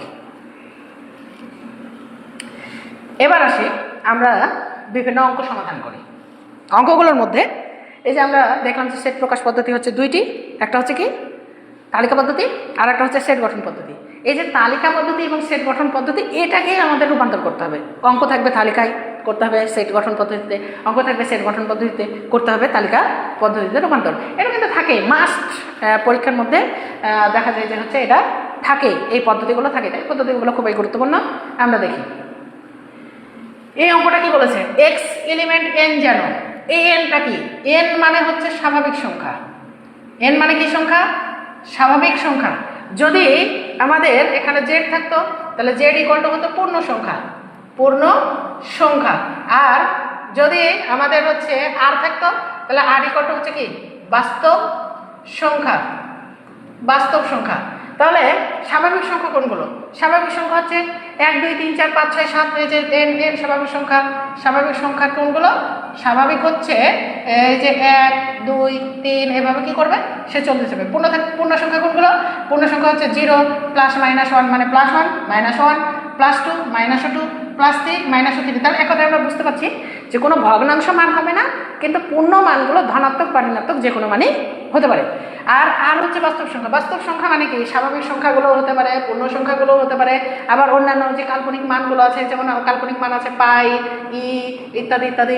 যতগুলো পৃথিবীতে সংখ্যা ব্যবহার করা হয় সবগুলো সংখ্যাই হবে আর। তাহলে এবার আসি অঙ্কের ক্ষেত্রে। তাহলে এরকম ধরনের অঙ্ক থাকলে আগে কি করবো, আমরা ধরি যে একটা মান ধরে নেবো যে এ ইকুয়াল টু, ধরে নিলাম যে এ ইকুয়াল টু হচ্ছে এইটা। এখন এটার মধ্যে কি আছে, বলছে যে এক্স এলিমেন্ট এন, তার মানে এক্স এর উপাদান হচ্ছে এন এর যা উপাদানগুলো হবে সেগুলোই। এই যে এলিমেন্ট, এটাকে বলা হয় কি এলিমেন্ট, এলিমেন্ট বা এটাকে আমরা আবার বিলংস টুও বলতে পারি, বিলংস টু। তাহলে এটার নাম হচ্ছে এলিমেন্ট বা বিলংস টু। এর উপাদান, এর মানে হচ্ছে উপাদান। উপাদান কি, এই চিহ্নের পরে যে থাকবে, এই চিহ্নের আগে যে আছে সে পরের যা যা উপাদান থাকবে সবগুলোই উপাদান এর হবে। এই এলিমেন্টের কাজ হচ্ছে সেটাই। তাহলে আমরা এখানে বলছি যে এন হচ্ছে স্বাভাবিক সংখ্যা, এই স্বাভাবিক সংখ্যা এন এর যা যা উপাদান অর্থাৎ 1 2 3 4 5 6 সব উপাদান হচ্ছে এক্স এর উপাদান। এখন এই শর্তের উপরে বলছে যে x square is greater than 9 এবং x cube is less than 130। এই দুইটা শর্ত যেখানে যেখানে মিলবে সে উপাদানগুলোই হবে তালিকা পদ্ধতির সেট। এবার আমরা দেখি অঙ্কগুলো একটু খেয়াল করি। তাহলে এখানে এন ইকুয়াল টু কত, এখানে এন ইকুয়াল টু হচ্ছে 1 2 3 4 5 6 এভাবে কি করবে সে চলতেই থাকবে, এগুলোর সেট। তাহলে এগুলো এক্স এর মান, তাহলে যেহেতু এগুলো এক্স এর মান তাহলে লিখবো যে এক্স ইকুয়াল টু 1 হলে এই যে একটা মান প্রথমে 1, যদি 1 হয় তাহলে প্রথমত আগে পরীক্ষা করবো এক্স স্কোয়ার, তাহলে এক্স স্কোয়ার ইকুয়াল টু হচ্ছে কি 1 এর উপর স্কোয়ার, ইকুয়াল টু 1 এর উপর স্কোয়ার করলে 1ই হয়। এই মানটা কি 9 থেকে বড়? 1 কি 9 থেকে বড়? বড় নয়, এই যে বড় নয় তার জন্য এটাকে আমরা এইভাবে কেটে দেবো। এবার এই একটা মানের স্কোয়ার মান পরীক্ষা হয়েছে, তাহলে এবার কিউব মান পরীক্ষা করবো। তাহলে এক্স কিউব ইকুয়াল টু হচ্ছে 1 এর উপরে কিউব ইকুয়াল টু কত? 1। তো ওই 1 মানটা কি 130 এর থেকে ছোট? শর্ত এটা পূরণ হয়েছে যে এটা 130 এর থেকে ছোট, কিন্তু এটা হয়নি, দুইটা শর্ত একসাথেই পূরণ হতে হবে। এবার দেখি এক্স ইকুয়াল টু হচ্ছে 2 হলে তাহলে এক্স স্কোয়ার ইকুয়াল টু কত হবে? 2 এর উপর স্কোয়ার ইকুয়াল টু হচ্ছে 4। এই মানটাও 9 থেকে বড় নয়, কেটে দিলাম। এবং এক্স কিউব ইকুয়াল টু হচ্ছে কত? 2 এর উপরে কিউব, 2 এর উপরে কিউব করলে 8, এই মানটা হচ্ছে 130 এর থেকে ছোট। এক্স ইকুয়াল টু হচ্ছে 3 হলে এক্স স্কোয়ার ইকুয়াল টু হচ্ছে 3 এর উপর স্কোয়ার ইকুয়াল টু হচ্ছে 9। এই মানটাও কিন্তু 9 থেকে বড় না, 9 সমান কিন্তু 9 থেকে বড় না, এখানে শর্ত বলেছে 9 থেকে বড় হতে হবে, হয়নি, তাই কেটে দিয়েছি।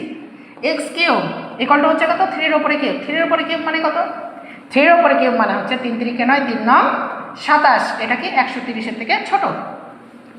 এবার দেখি এটা কিন্তু মিলেনি, এখনো মিলেনি, প্রথম শর্তটা এখনো মিলেনি, দ্বিতীয় শর্তটা সব মিলছে কিন্তু দুইটাই মিলছে না।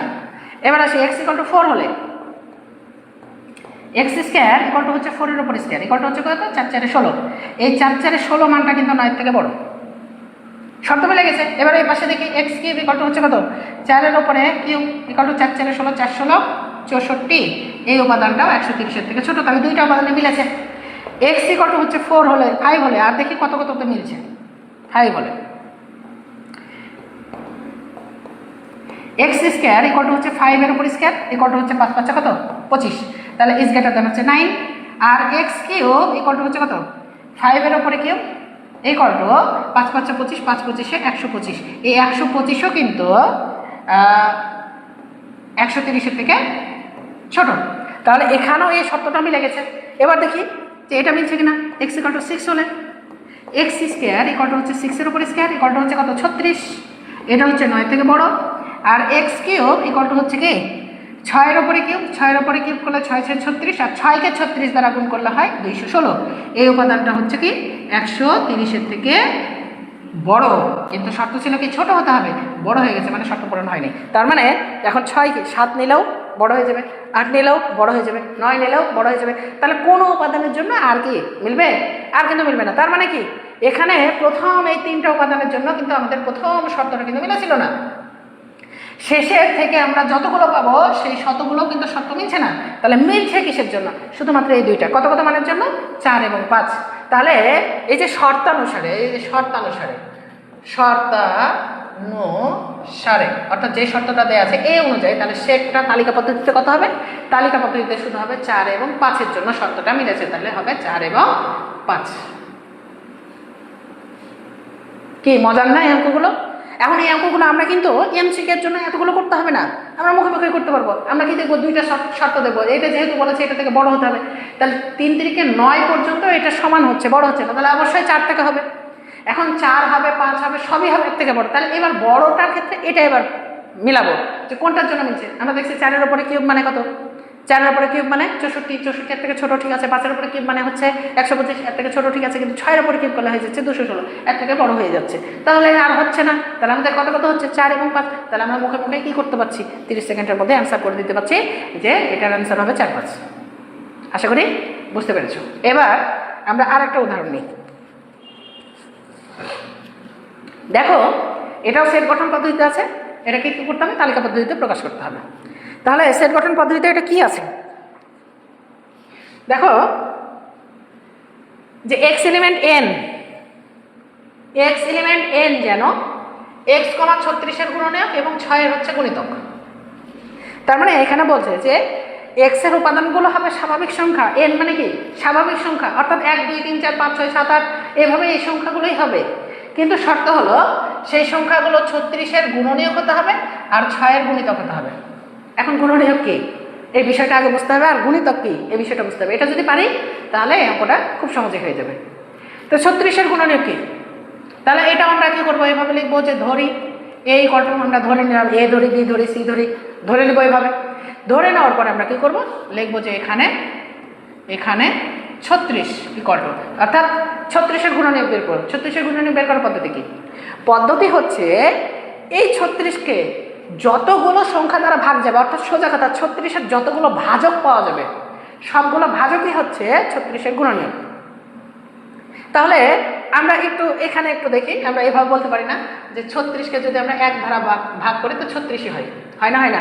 আচ্ছা, এই 1-কে যদি আমরা এই পাশে নিয়ে চলে যাই তাহলে কি হবে? 36 ইকুয়াল টু 36 গণিত 1 না? বা আমরা এটাকে এভাবে লিখতে পারি না 1 গণিত 36, তার মানে এই পাশে যে ভাগ ওই পাশে সে কিন্তু গুণ। তাহলে এই যে 1 এবং 36 গুণ করলে 36 পাচ্ছি, তার মানে 1 একটা ভাজক 36 একটা ভাজক। তাহলে এভাবে আমরা কি করবো? উপস্থাপন করবো। তাহলে 36-কে কি দ্বারা ভাগ যায়? প্রথমে 1 দ্বারা যাই, তাহলে 1 দ্বারা গেলে 36-কে 36। এবার যদি আমরা 2 দ্বারা দিই তাহলে কত হবে? 18 দুগুণে 36। 3 দ্বারাও যাবে, 3 দ্বারা যদি আর দিই তাহলে কত হচ্ছে? 3 12 36। 4 দ্বারাও যাবে, 4 9 36। আর যাবে কি 6 দ্বারা, 6 6 36। এই যে এই পাশে 6 পেয়ে গেলাম। আর যদি আমরা 6ও নিই 9ও নিই তো ঘুরে আবার ওগুলোই পাবো, ঘুরে আবার কি পাবো? ওগুলোই পাবো। তাহলে এই যে ইউ আকৃতিতে আমরা যে যে উপাদানগুলো পাচ্ছি সেই উপাদানগুলো সবগুলো কি 36-এর গুণনীয়ক না? সবগুলো 36-এর গুণনীয়ক। কি কি? এই যে 1 2 3 4 6 9 12 18 36। তাহলে আমরা লিখে ফেলি যে 36-এর গুণনীয়ক ইকুয়াল টু কি কি? 1, তারপরে 2, তারপরে 3, তারপরে 4, তারপরে 6। এই যে 6 দুইটা আছে, নিব কয়টা? একটা। তারপরে কত? তারপরে হচ্ছে কত? 12, তারপরে 18, তারপরে 36। তাহলে 36-এর গুণনীয়ক আমরা এই কটা পেয়ে গেলাম। এবার আমরা কি করব? এবার আমরা করবো 6-এর গুণিতক। তো 6-এর গুণিতক মানেটা কি? 6-এর গুণিতক মানে হচ্ছে 6-এর ঘরের নামতা। গুণিতক মানে নামতা, ভুলা যাবে না। গুণিতক মানে নামতা, গুণের নামতা, গুণের নামতা। তো গুণের নামটা কি? 6-এর ঘরে যদি আমরা নামতা পড়িতাম 6 1 6, 6 2 12, 3 6 18, 4 6 24, 5 6 30। ছোটো ছেলের মতো আমরা পড়তে থাকি। 6 6 কত? 36। এই যে 6 6 36, অর্থাৎ আমরা এতটুকু থেমে গেলাম কেন? কারণ গুণনীয়কে সর্বোচ্চ 36 পর্যন্ত আছে, তাই আমরা যতই নিই না কেন আমাদের নিয়ে লাভ নাই। কারণ কি? কারণ হচ্ছে এই যে গুণনীয়ক এবং গুণিতক এই দুইটা কমন উপাদান নিয়ে এই সেটের তালিকা পদ্ধতি তৈরি হবে। তো কমন উপাদান কি কি? তো কমন উপাদান হচ্ছে 6, কমন উপাদান হচ্ছে কত? 12, কমন উপাদান হচ্ছে কত? 18, কমন উপাদান হচ্ছে কত? 36। তাহলে এই যে কমন উপাদানগুলো হলো, এই উপাদানগুলো নিয়ে আমাদের কি হবে? সেট গঠন করা হবে। তাহলে লিখবো যে অতএব শর্তানুসারে সেট এ ইকুয়াল টু কি? এ ইকুয়াল টু হবে 6, হবে 12, হবে 18, হবে 36। শেষ। তাহলে এই অঙ্কটা করার জন্য আমাদেরকে কি খেয়াল করতে হবে? যে গুণিতক কোণগুলো বা কীভাবে নির্ণয় করতে হয়, আর গুণনীয়ক কোণগুলো বা কীভাবে নির্ণয় করতে হয়, আর গুণিতক কোণগুলো। এগুলো পেয়ে যাওয়ার পরে আমরা কি দেখব? এদের মধ্যে কোনগুলো মিল আছে, সাধারণ উপাদান কোনগুলো। এই সাধারণ উপাদানগুলো যা হবে তাই হবে কি এই সেটের তালিকা পদ্ধতি। আশা করি বুঝতে পেরেছি। এবার আসি, এতক্ষণ কি শিখলাম আমরা? সেট গঠন পদ্ধতি থেকে তালিকা পদ্ধতিতে প্রকাশ শিখলাম। এবার আমরা শিখব তালিকা পদ্ধতি থেকে কিভাবে সেট গঠন পদ্ধতিতে প্রকাশ করা যায়। এবার আসি, একটু খেয়াল করি। একইভাবে আমরা কি করব? ধরে নিব যে ধরে কি এ কল্টো বা বি কল্টো বা সি কল্টো আমরা ধরে নিলাম। ধরি এ কল্টো, এই উপাদানগুলো আছে, উপাদানগুলো লক্ষ্য করি খুব ভালোভাবে। উপাদানগুলো আছে 3 5 7 9 11। আমরা উপাদানগুলোর দিকে তাকিয়ে বুঝতে পারছি সবগুলো উপাদানই হচ্ছে বিজোড় সংখ্যা। কি সংখ্যা আছে? সবগুলো উপাদানে আছে হচ্ছে কি বিজোড় সংখ্যা। কিন্তু এগুলোকে আমরা মৌলিক সংখ্যা বলতে পারবো না। কেন বলতে পারবো না? কারণ এই যে 9 সংখ্যাটা কি নয়? মৌলিক নয়। 9 সংখ্যাটা হচ্ছে কি যৌগিক সংখ্যা। বাকিগুলো সবই মৌলিক সংখ্যা, কিন্তু একটার জন্য এটাকে আমরা কি বলতে পারছি না? মৌলিক সংখ্যা বলতে পারছি না। তাহলে মৌলিক সংখ্যা হওয়ার প্রশ্নই আসে না। তাহলে অবশ্যই এটা বিজোড় সংখ্যা ছাড়া আর কোনো কিছুই হবে না। তাহলে আমরা বলবো এভাবে যে এখানে এর উপাদান, এর উপাদান, শুধু কথায় লিখে দিব এই বিষয়টাকে যে এর উপাদান হচ্ছে বিজোড় সংখ্যা। কিন্তু বিজোড় কোন ধরনের সংখ্যা? স্বাভাবিক সংখ্যা, বিজোড় স্বাভাবিক সংখ্যা। এবং এই সংখ্যাগুলো একটা নির্দিষ্ট সীমার মধ্যে আছে। কেমন সীমার মধ্যে? এই যে 3 থেকে শুরু হয়েছে 11তে শেষ হয়ে গেছে। বিজোড় সংখ্যাটা আরও আছে, অহরহ আছে, কিন্তু সেগুলো কিন্তু নেয়নি। তাহলে যেই সীমার মধ্যে আছে আমাদেরকে সেই সীমাটা কি করতে হবে? উল্লেখ করতে হবে। তাহলে আমরা বলবো যে এবং তা মানে কি ওই উপাদানগুলো কত? 3 থেকে 11 পর্যন্ত, 11 পর্যন্ত। তাহলে যেহেতু 3 থেকে 11 পর্যন্ত হয়েছে, এখন এটাকে আমরা সেট গঠন পদ্ধতিতে সেট লিখবো কিভাবে? তাহলে লেখি যে অতএব নির্ণয় সেট এ ইকুয়াল টু, তাহলে আমরা বলেছি যে এটা হচ্ছে স্বাভাবিক সংখ্যার সেট।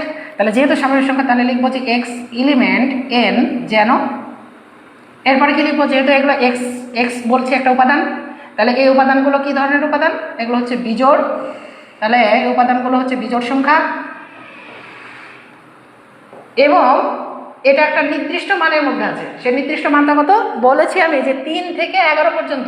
তার মানে এটাকে কিভাবে লিখবো, যে 3 থেকে মানে 3 থেকে বড়, 3 থেকে বড় এবং 3-এর সমান, তার মানে 3ও আছে, 3 থেকে বড় এবং 3-এর সমান মানে 3ও আছে। এক্স এর উপাদান 11 পর্যন্ত মানে 11 থেকে ছোট বা 11 সমান। এখন আমি বর্ণনাটা এখানে লিখেছি 3 থেকে 11 পর্যন্ত। আমি বর্ণনা এখানে যেভাবে লিখবো আমাকে শর্তটা ওইভাবেই লিখতে হবে।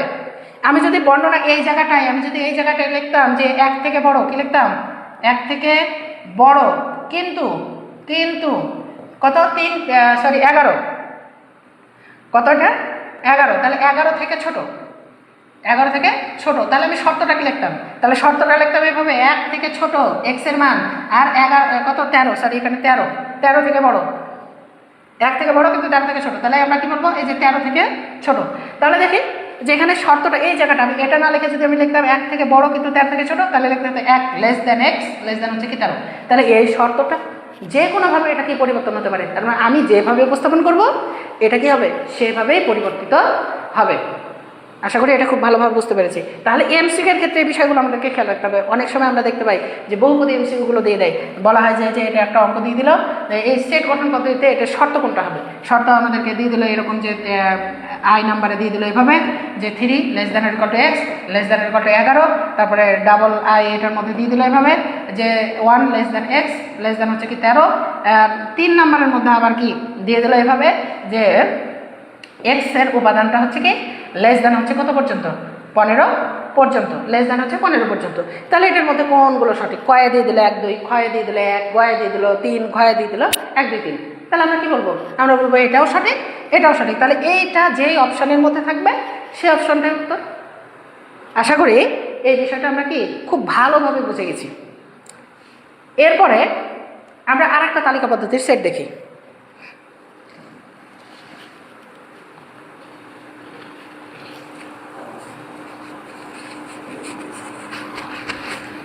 সেটটা কি আছে আমরা বরাবরের মতো একইভাবে ধরে নিব, যে ধরি এ ইকুয়াল টু, এবার লক্ষ্য করি উপাদানগুলো খুব ভালোভাবে, আগে উপাদানগুলোকে দেখতে হবে, ওর চেহারাগুলো দেখতে হবে, ওরা কি বলছে, আগে ওর কথাটা আমাদেরকে বুঝতে হবে। ওটা না বুঝলে আমরা সেট গঠন পদ্ধতিতে প্রকাশ করতে পারবো না।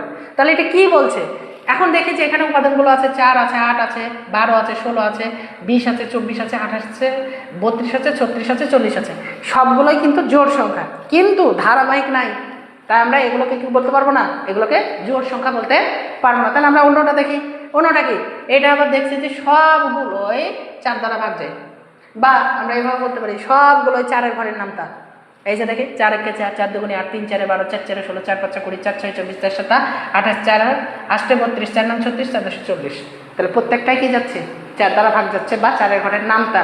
আমি আগেই বলেছিলাম, এর আগেই যখন গণিতক শিখালাম তখন বললাম যেগুলো নামতা সেগুলো হচ্ছে গুণিতক, যেগুলো নামতা সেগুলো হচ্ছে গুণিতক। নামতা 4-এর ঘরের, 5-এর ঘরের, 6-এর ঘরের, 7-এর ঘরের, নামতা মানেই হচ্ছে কি, সে হচ্ছে গুণিতক। তাহলে আমরা এখানে কি বলবো, যে এখানে এ এর উপাদান, এ এর উপাদান 4-এর গুণিতক, 4-এর গুণিতক। তাহলে 4-এর গুণিতকের ক্ষেত্রে কি এখন লিমিট বলা লাগবে? অবশ্যই বলতে হবে, কারণ 4-এর ঘরের নামটা কি 40-এর পরে আর যায় না? অবশ্যই যায়। তাহলে আমরা বলবো যে এবং এই উপাদানগুলো কিন্তু 4-এর নিচেও তো হয়, হতে পারে, কিন্তু যেহেতু আমরা 4 দ্বারা ভাগ দিচ্ছি, +4 দ্বারা, -1 নিচ্ছি না, সবগুলোই ধনাত্মক মান, সেহেতু আমরা কি বলবো, যে এই উপাদানগুলো এভাবে আমরা বলতে পারি যে 4 থেকে 40 পর্যন্ত, অথবা আমরা সরাসরি এভাবে বলতে পারি যে এবং তা 40 পর্যন্ত। কত পর্যন্ত? 40 পর্যন্ত। তাহলে শর্তানুসারে সেটটা কত হবে? শর্তানুসারে, প্রশ্নানুসারে, প্রশ্ন মতে যে কোনো কিছু আমরা এখানে কি করতে পারি, লিখতে পারি। তাহলে শর্তানুসারে set, set equal to X element, অবশ্যই এগুলো হচ্ছে স্বাভাবিক সংখ্যা n, যেন এক্স এর উপাদানটা, এক্স এর উপাদানটা কি, এক্স এর উপাদানটা হচ্ছে 4 এর গুণিতক, গুণিতক, এবং তা কত পর্যন্ত, এবং তা হচ্ছে 40 পর্যন্ত, অর্থাৎ এক্স এর মান লেস দ্যান আর ইকুয়াল টু হচ্ছে 40, মানে 40-এর থেকে ছোট বা 40-এর থেকে ছোট বা হচ্ছে কি পর্যন্ত, 40 পর্যন্ত। তাহলে আমরা এইভাবে কি করতে পারি, সেটগুলোকে সেট গঠন পদ্ধতিতে সহজেই রূপান্তর করতে পারি।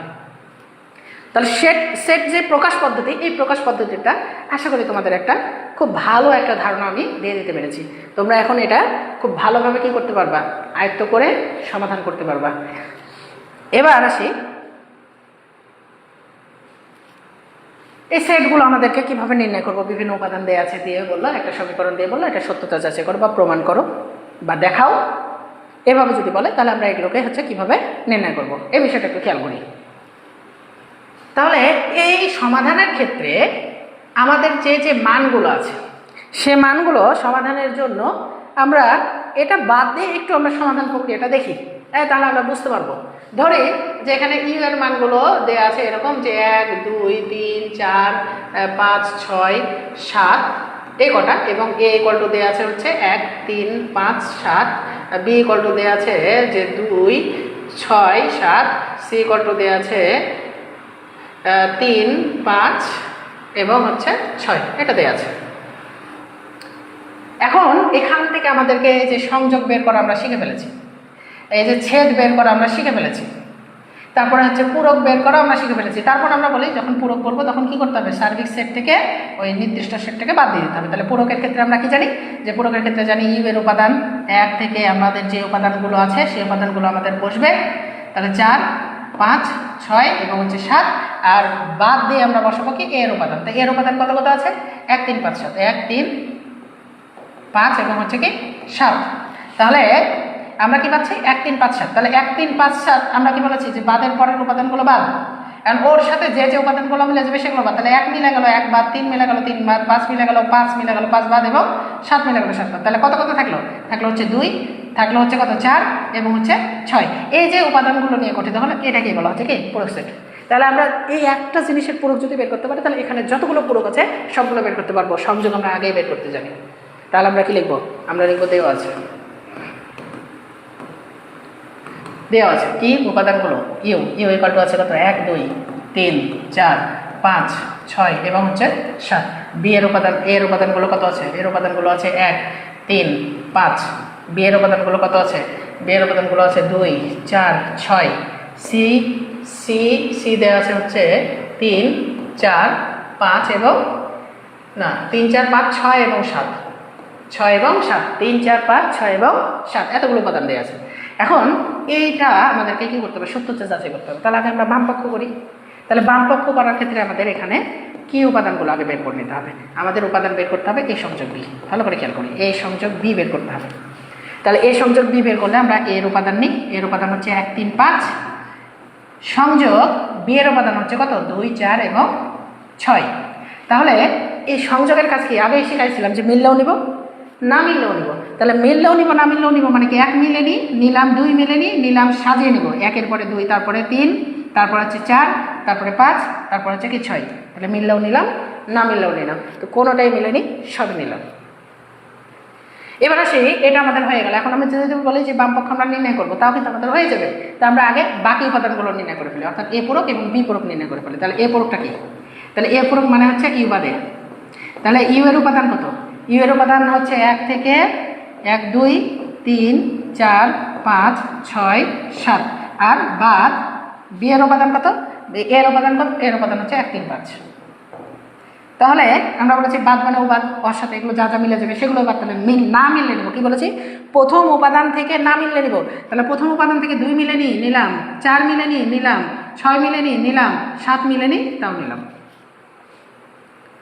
এরপরে কি বের করবো আমরা, এরপরে বের করবো হচ্ছে বিপরীত। আচ্ছা এই অংশটা আমাদের এখন আপাতত প্রয়োজন নাই, এই অংশটা আমরা কি করবো এখন নিষিদ্ধ, এই জায়গাটা আমাদের লাগবে এখন।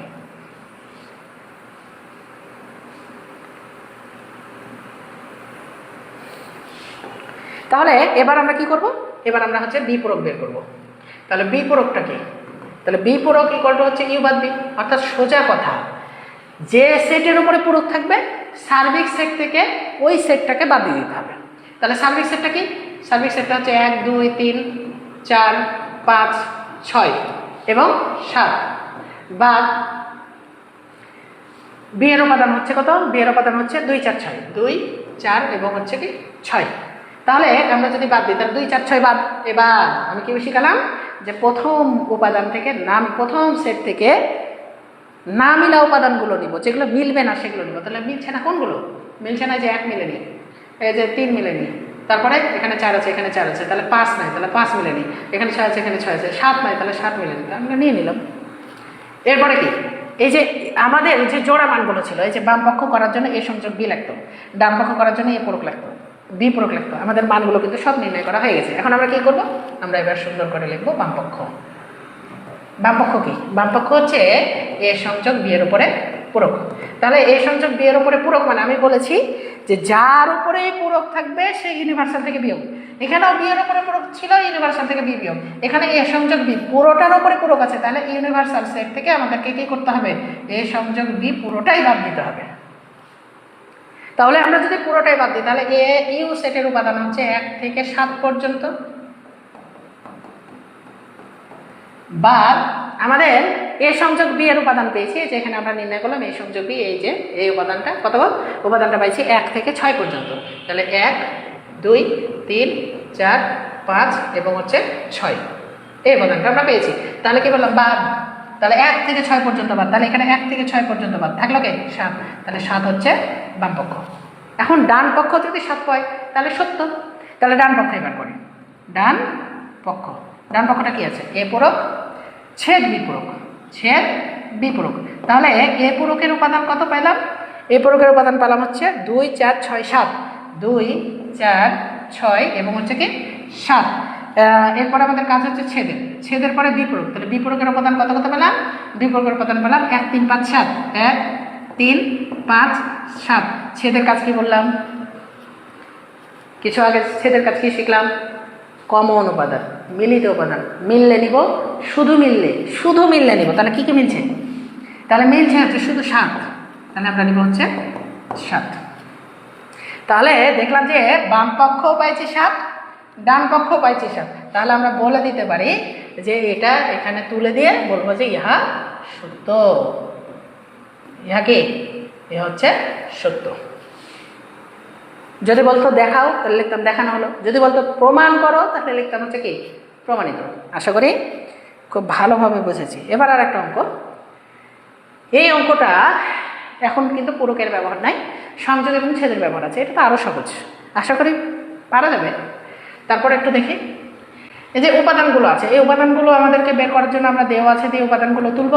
এরপরে কি? এই যে জোড়া জোড়া মানগুলো যেগুলো আছে, যে এ সংযোগ বি, এ ছেদ বি এবং বি ছেদ সি, এই উপাদানগুলো আগে বের করে নেব। তাহলে এ সংযোগ বি কি? এ সংযোগ বি হচ্ছে এর উপাদান 1 3 5 7, সংযোগ বি এর উপাদান, বি এর উপাদান হচ্ছে কত? 1 2 4 6। তাহলে সংযোগ করলে আমরা কি পাচ্ছি? যে সংযোগ মানে কি? মিললেও নিব, না মিললেও নেব। তাহলে 1 2টা আছে, মিলেছে, নিলাম একটা। 2 মিলেনি, তাও নিলাম। 3 মিলেনি, তাও নিলাম। 4 মিলেনি, নিলাম। 5ও মিলেনি, নিলাম। 6 মিলেনি, নিলাম। 7ও নিয়ে নিলাম। তার মানে কি? মিললেও নিব, না মিললেও নেব, সবগুলো উপাদান আমরা নিয়ে নিলাম। এবার আসি এ ছেদ সি। তাহলে এর উপাদান 1 3 5 7, ছেদ সি এর উপাদান কত? সি এর উপাদান হচ্ছে 3 4 5 6, 3 4 5 6।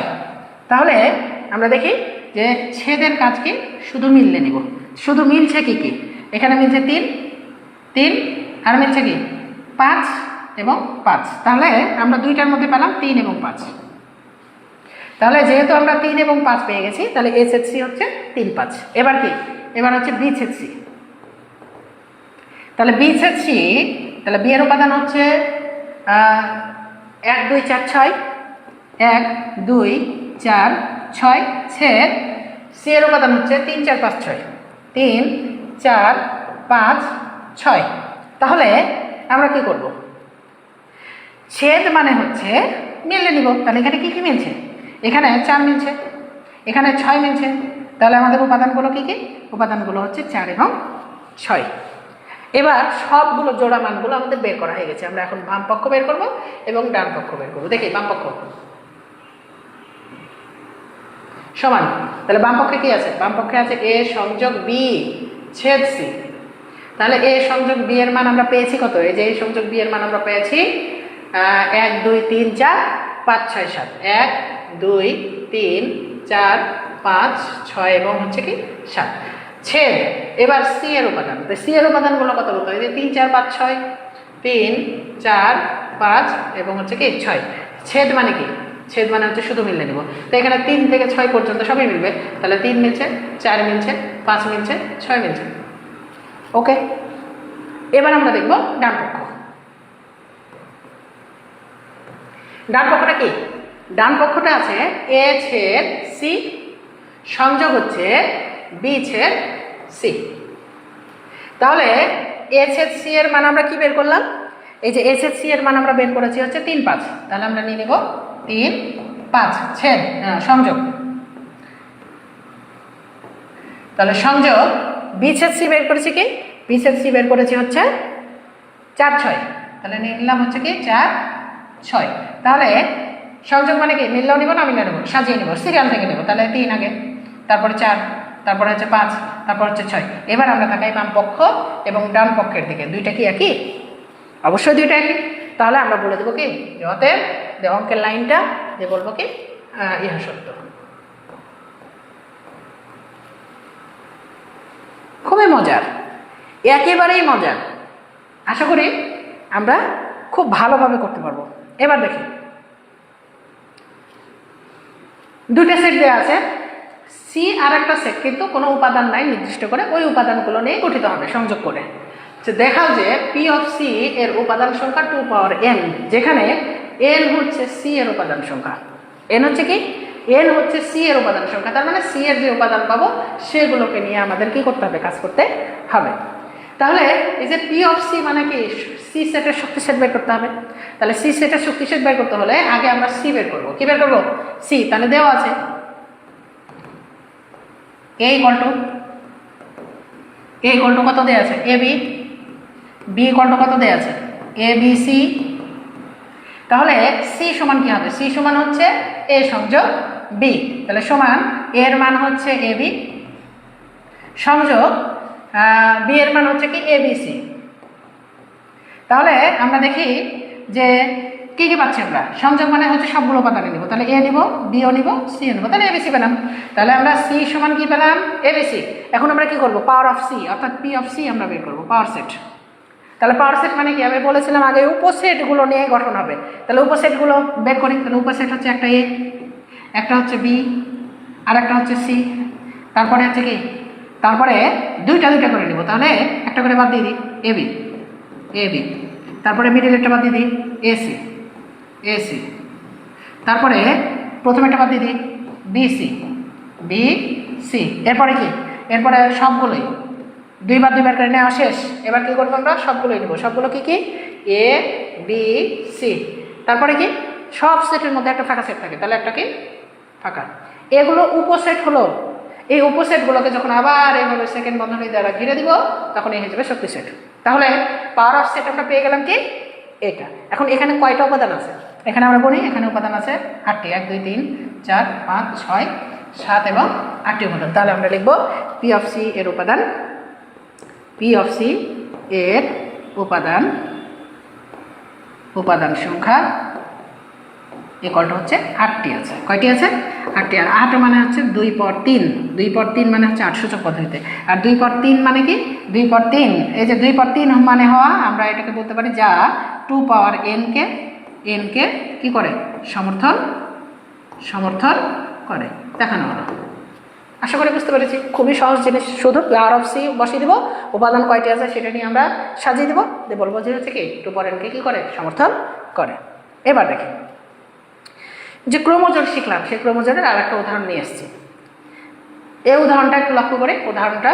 তাহলে এখানে আমরা কি করব? ক্রোমোজোম নির্ণয় করার পদ্ধতি কি বলেছি? যে প্রথমটা সমান প্রথমটা আর দ্বিতীয়টা সমান আর দ্বিতীয়টা। তাহলে হয় আমরা লিখবো কি এ এক্স মাইনাস হচ্ছে সি ওয়াই ইকুয়াল টু কী হবে 0, এটাকে দিয়ে দিলাম আমরা 1 নম্বর সমীকরণ। এবং আরেকটা কি, আরেকটা হচ্ছে যে এ ওয়াই, যে এখানে যে চলকগুলো আছে তাই এটাকে আগে নিব, তাহলে এ ওয়াই মাইনাস হচ্ছে কি সি এক্স ইকুয়াল টু হচ্ছে কি এটা, তাহলে এ স্কোয়ার মাইনাস হচ্ছে সি স্কোয়ার। তাহলে আবার বুঝি, এর প্রথমেরটার সাথে এর প্রথমেরটা, এর দ্বিতীয়টার সাথে এর দ্বিতীয়টা,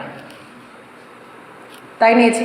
এবার কি করব, এবার আমরা এর সাথে তুলনা করব, অর্থাৎ সমান বানাবো বা একই জায়গায় অবস্থানে নিয়ে যাব। তাহলে আগে প্রথমত একই জায়গায় অবস্থানে নিয়ে যাই, এখানে প্রথমে ছিল এক্স তারপর ওয়াই, তাহলে এখানে পরে আছে এক্স, তাহলে এটাকে আগে নিয়ে নিই, তাহলে মাইনাস সি এক্স। আর এটা এ ওয়াইটা কি, আগে কোনো চিহ্ন নাই মানে প্লাস, তাহলে প্লাস হচ্ছে A Y equal to A square minus হচ্ছে সি স্কোয়ার, এটা হচ্ছে 2 নম্বর সমীকরণ।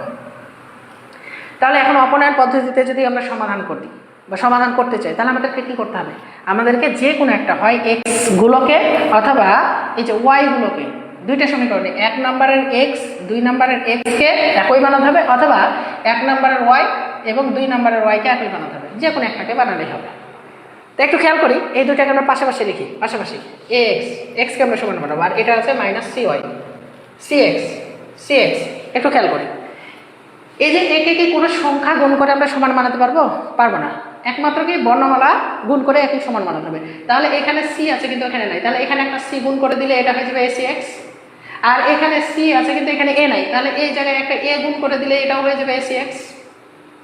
তাহলে আমরা কি করছি, তাহলে আমরা এই যে 1 নং সমীকরণে আমরা গুণ করছি সি, আর 2 নং সমীকরণে আমরা গুণ করছি এ। তাহলে ওই কথাটা আমরা লিখবো যে 1 গণিত হচ্ছে কত, 1 গণিত সি, আর 2 গণিত কত, 2 গণিত হচ্ছে এ করে পাই। এখন এটা যে করছি, করার পরে আমরা যোগ করবো না বিয়োগ করবো, যোগ করবো না বিয়োগ করবো, সেটা দেখার পদ্ধতি হচ্ছে যে দুইটাকে সমান বানাচ্ছি সেই দুইটার চিহ্ন যদি আলাদা আলাদা হয় তাহলে যোগ করতে হবে, আর চিহ্ন যদি একই একই হয় তাহলে বিয়োগ করতে হবে। চিহ্ন যদি আলাদা আলাদা হয় তাহলে যোগ করতে হবে, আর চিহ্ন যদি একই একই হয় তাহলে কি করব, বিয়োগ করব। তাহলে এটা চিহ্ন আলাদা আছে তাই যোগ করলাম, তাহলে যোগ করে এখন আমরা আগে গুণ করে দিই। তাহলে 1 নং সমীকরণের সাথে সি গুণ করবো, মানে কি 1 নংয়ের প্রতিটার সাথে গুণ করবো। তাহলে এর সাথে আমরা যদি সি গুণ করি তাহলে এটা হচ্ছে এ সি এক্স মাইনাস, এখানে সি একটা আছে আর একটা সি গুণ করলাম, তাহলে কি হবে C square Y equal to 0 সাথে সি গুণ করলে সে কি হবে 0 হবে। এবার আসে 2 নম্বর সমীকরণে, 2 নম্বর সমীকরণে এ গুণ করছি, তাহলে এ গুণ করলে এই যে এ গুণ করছি, এ গুণ করলে কি হবে, এখানে মাইনাস আছে মাইনাস বসালাম, তাহলে এ গুণ করলে হবে এ সি এক্স প্লাস, এখানে যদি এ গুণ করি আগে থেকে একটা এ আছে তাহলে এ স্কোয়ার ওয়াই, আর ইকুয়াল টু এখানে এ গুণ করবো তাহলে A into A square minus হচ্ছে সি স্কোয়ার, আমরা এইভাবে লিখতে পারি। তাহলে আমরা এই দুটা কি করেছি, যোগ করেছি, যোগ করলে কি এসি এক্স আর মাইনাস এসি এক্স কেটে যায়, ভালো কথা। এখন এই দুটার মধ্যে আগে কাকে বসাবো, এই যে অঙ্কের মধ্যে আমাদের ডান দিকে এ স্কোয়ার মাইনাস সি স্কোয়ার আছে, তাহলে আগে এ স্কোয়ার যেখানে আছে সেটা আগে নিব, তারপরে সি স্কোয়ারটা নিব, তাহলে এটাকে আগে নিই, তাহলে এটা হচ্ছে এ স্কোয়ার ওয়াই, আর এখানে আছে মাইনাস হচ্ছে C square Y equal to কি 0 সাথে এটা যোগ করলে এটাই হবে, তাহলে এটা কি এ ইন্টু এ স্কোয়ার মাইনাস হচ্ছে সি স্কোয়ার। এখন এই দুইটার মধ্যে এই যে ওয়াই কমন আছে, সাধারণ উপাদান, তাহলে এটাকে আমরা নিয়ে নিলাম। তাহলে এটাকে নিলে এই যে এই ওয়াইটাকে নিয়ে নিয়েছি, এখানে কি থাকলো এ স্কোয়ার মাইনাস এই ওয়াইটাকে নিয়েছি, এখানে কি থাকলো সি স্কোয়ার ইকুয়াল টু ডান দিকে কি আছে এ ইন্টু এ স্কোয়ার মাইনাস হচ্ছে সি স্কোয়ার। একটু খেয়াল করি, ওয়াইয়ের সাথে এই অংশটা গুণ হয়ে আছে, এই অংশটাকে যদি আমি পাশে নিয়ে চলে যাই তাহলে ও পাশে গেলে কী হবে, ভাগ হয়ে যাবে। তাহলে আমরা লিখবো Y equal to A into A square minus C square divided by হচ্ছে এ স্কোয়ার মাইনাস হচ্ছে সি স্কোয়ার।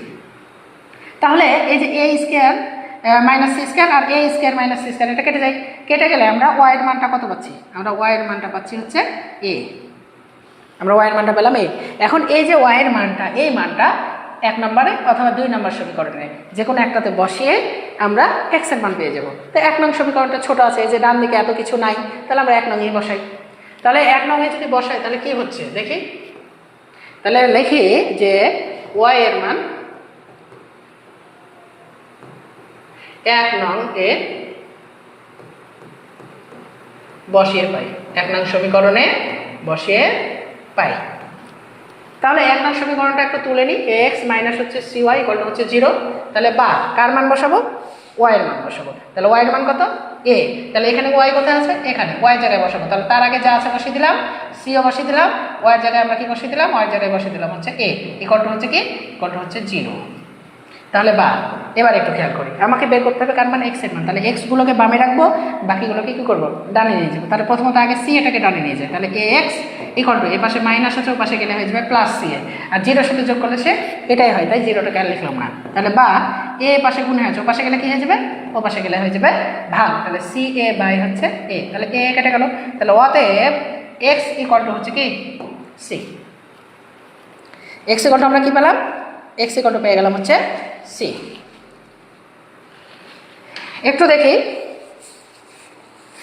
তাহলে এই সমীকরণের মধ্যে আমাদেরকে এই যে ক্রোমোজোম নির্ণয় করতে বলেছিল এক্স এবং ওয়াই এর, আমরা এখানে এক্স এর মান পেয়েছি, আমরা এখানে এখানে ওয়াই এর মান পেয়েছি, আর এখানে পেয়ে গেলাম এক্স এর মান। তাহলে দুইটা মানই হয়ে গেছে। তাহলে আমরা লিখবো কি, অতএব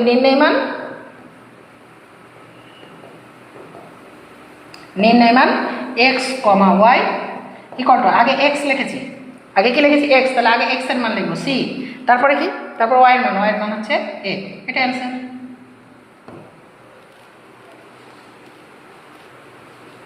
একটু একটু মনোযোগ দিয়ে প্র্যাকটিস করলে খুবই সহজ, একটুখানি মনোযোগ দিয়ে প্র্যাকটিস করতে হবে, মনোযোগ দিতে হবে।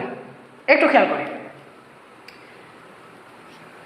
ক্রোমোজোমের ক্ষেত্রে একটু গণের ব্যবহারটা দেখবো, গণের ব্যবহারটা দেখানোর জন্য এই উদাহরণটা নেওয়া। একটু খেয়াল করি, এখানে পি এর উপাদান দেওয়া আছে, কিউ এর উপাদান দেওয়া আছে, আর এর উপাদান বলা আছে, এবং বলছে যে পি সংযোগ কিউ গুণন আর নির্ণয় করো। তাহলে আমরা লিখে ফেলি, দেওয়া আছে পি সমান 3, 5 এবং হচ্ছে 7, কিউ সমান 5 এবং হচ্ছে 7, আর সমানটা কি আছে, পি বাদ কিউ, বাদ আছে, ভালো কথা। তাহলে পি এর মান বসিয়ে দিই 3, 5, 7 বাদ কিউ এর মান বসিয়ে দিই, কিউ এর মান হচ্ছে 5, 7। তাহলে বাদের কাজ কি, আগে বলেছি বাদের কাজ, এটা বাদ ওটা নিবই না, প্রথমটা থেকে নিব। কোনটা নিব, যেগুলো মিলবে না, ওর সাথে যেগুলো মিলবে না। তাহলে এখানে 5 মিলে যাচ্ছে, 7 মিলে যাচ্ছে, কি মিলছে না, 3 মিলছে না, তাহলে 3। তাহলে অতএব আর এর মান কত, আর এর মান হচ্ছে 3। তাহলে আর এর মান যদি আমাদের 3 হয়, তাহলে এই 3 মানটাকে নিয়েই আমাদের কি করতে হবে, এই পুরো অংশটা নির্ণয় করতে হবে। আমরা এই পাশে দেখি, তাহলে কি করবো, অতএব পি সংযোগ কিউ গুণন হচ্ছে আর। আচ্ছা, তার আগে পি সংযোগ কিউ বের করে ফেলি। তাহলে পি সংযোগ কিউ, এখন পি সংযোগ কিউ করে ফেলি। তাহলে পি সংযোগ কিউটা কত, তাহলে পি এর মান হচ্ছে 357 সংযোগ কিউ এর মানটা হচ্ছে 57। তাহলে আমরা কি পাচ্ছি, 357 এবং 57 মিলছে কি 357 না মিলছে, তাহলে এখানে 57 এখানে 3 মিলছে না, তাহলে না মিললেও নেব, মিললেও নেব, সংযোগের কাজ শেষ।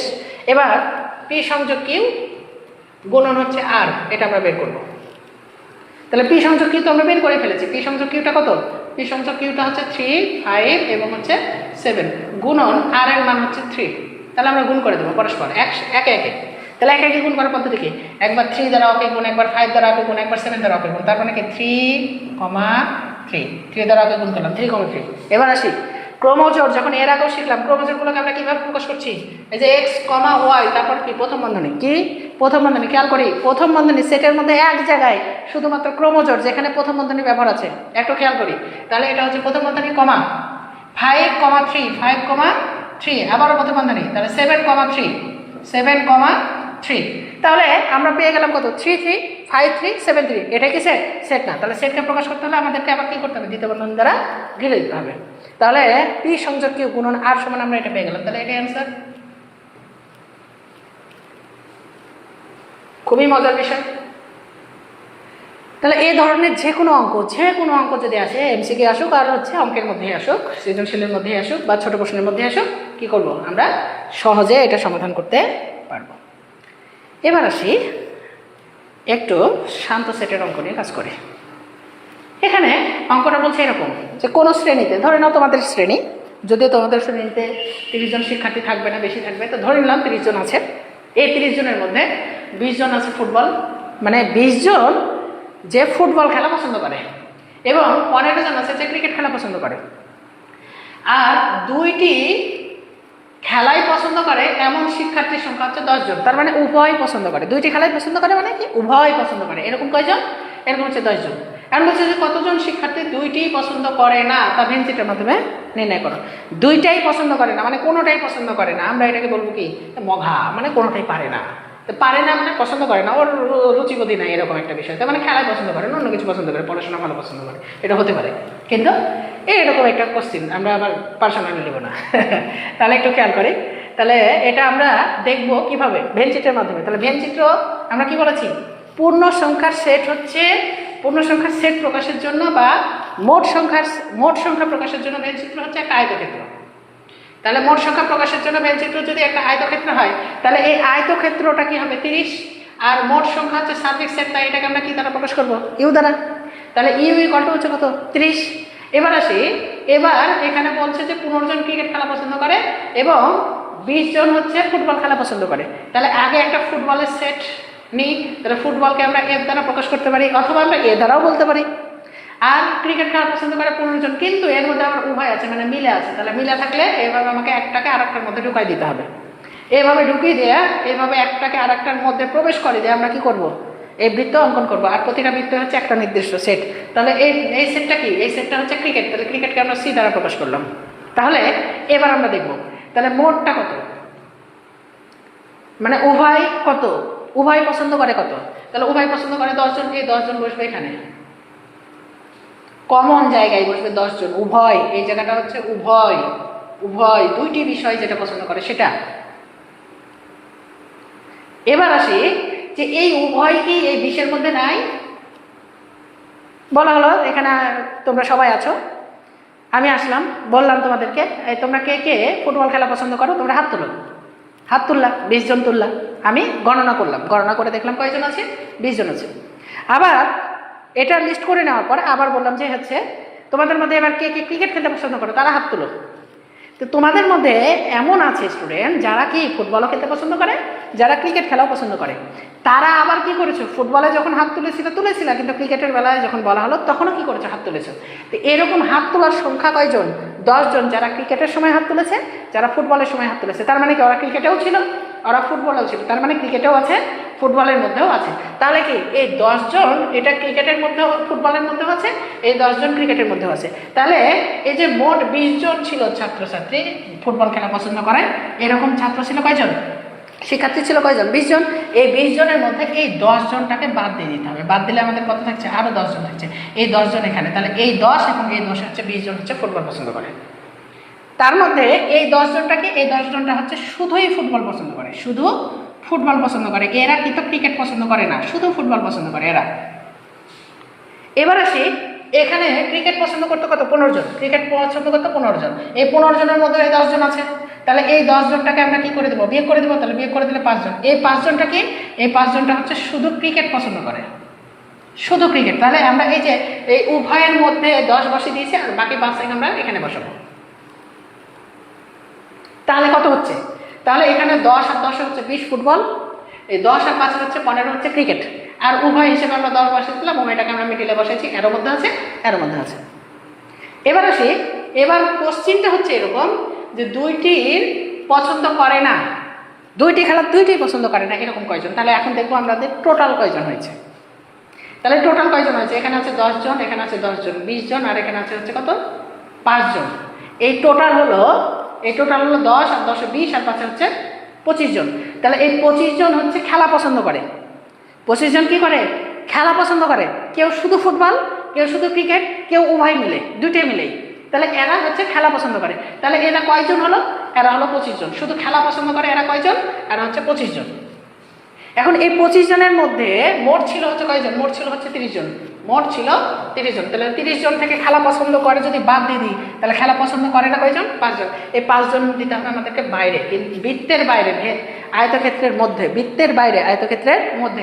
এই আয়তক্ষেত্রের মধ্যে না, কিন্তু সরি আয়তক্ষেত্রের মধ্যে কিন্তু বৃত্তের বাইরে, এই অংশটাই হচ্ছে কি পছন্দ করে না, চায় না, খেলতে চায় না, পছন্দ করে না, এই সেটটা হচ্ছে এটা। তাহলে আশা করি এইভাবে আমরা কী করতে পারবো, ভেন চিত্রের মাধ্যমে যে কোনো কিছু আমরা উপস্থাপন করতে পারবো, এবং খুব সহজে।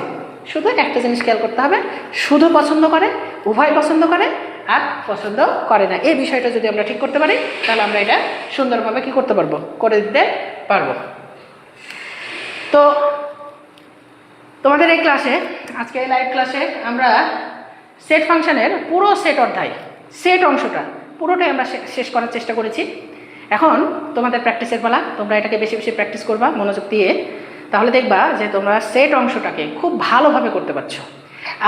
আর একটা বিষয় বলি তোমাদেরকে, সেটা হচ্ছে এরকম যে আমাদের বিদ্যাঙ্গনের সাথে থাকো। আমাদের বিদ্যাঙ্গনের সাথে থাকলে এই মোশাররফ স্যারের সাথে, মোশাররফ ভাইয়ের সাথে তোমরা থাকতে পারবা এবং খুব ভালো ভালো জিনিস শিখতে পারবা, কোশ্চিন করতে পারবা, তোমাদের নিজের মতো শিখতে পারবা। এই জন্য তোমাদের কোর্স আছে, কমেন্ট করবা কমেন্ট সেকশন থেকে। আর তাছাড়া তোমাদেরকে কমেন্টে লিঙ্ক দেওয়া হবে, তোমরা আসো, ভালো শিখবা আশা করি।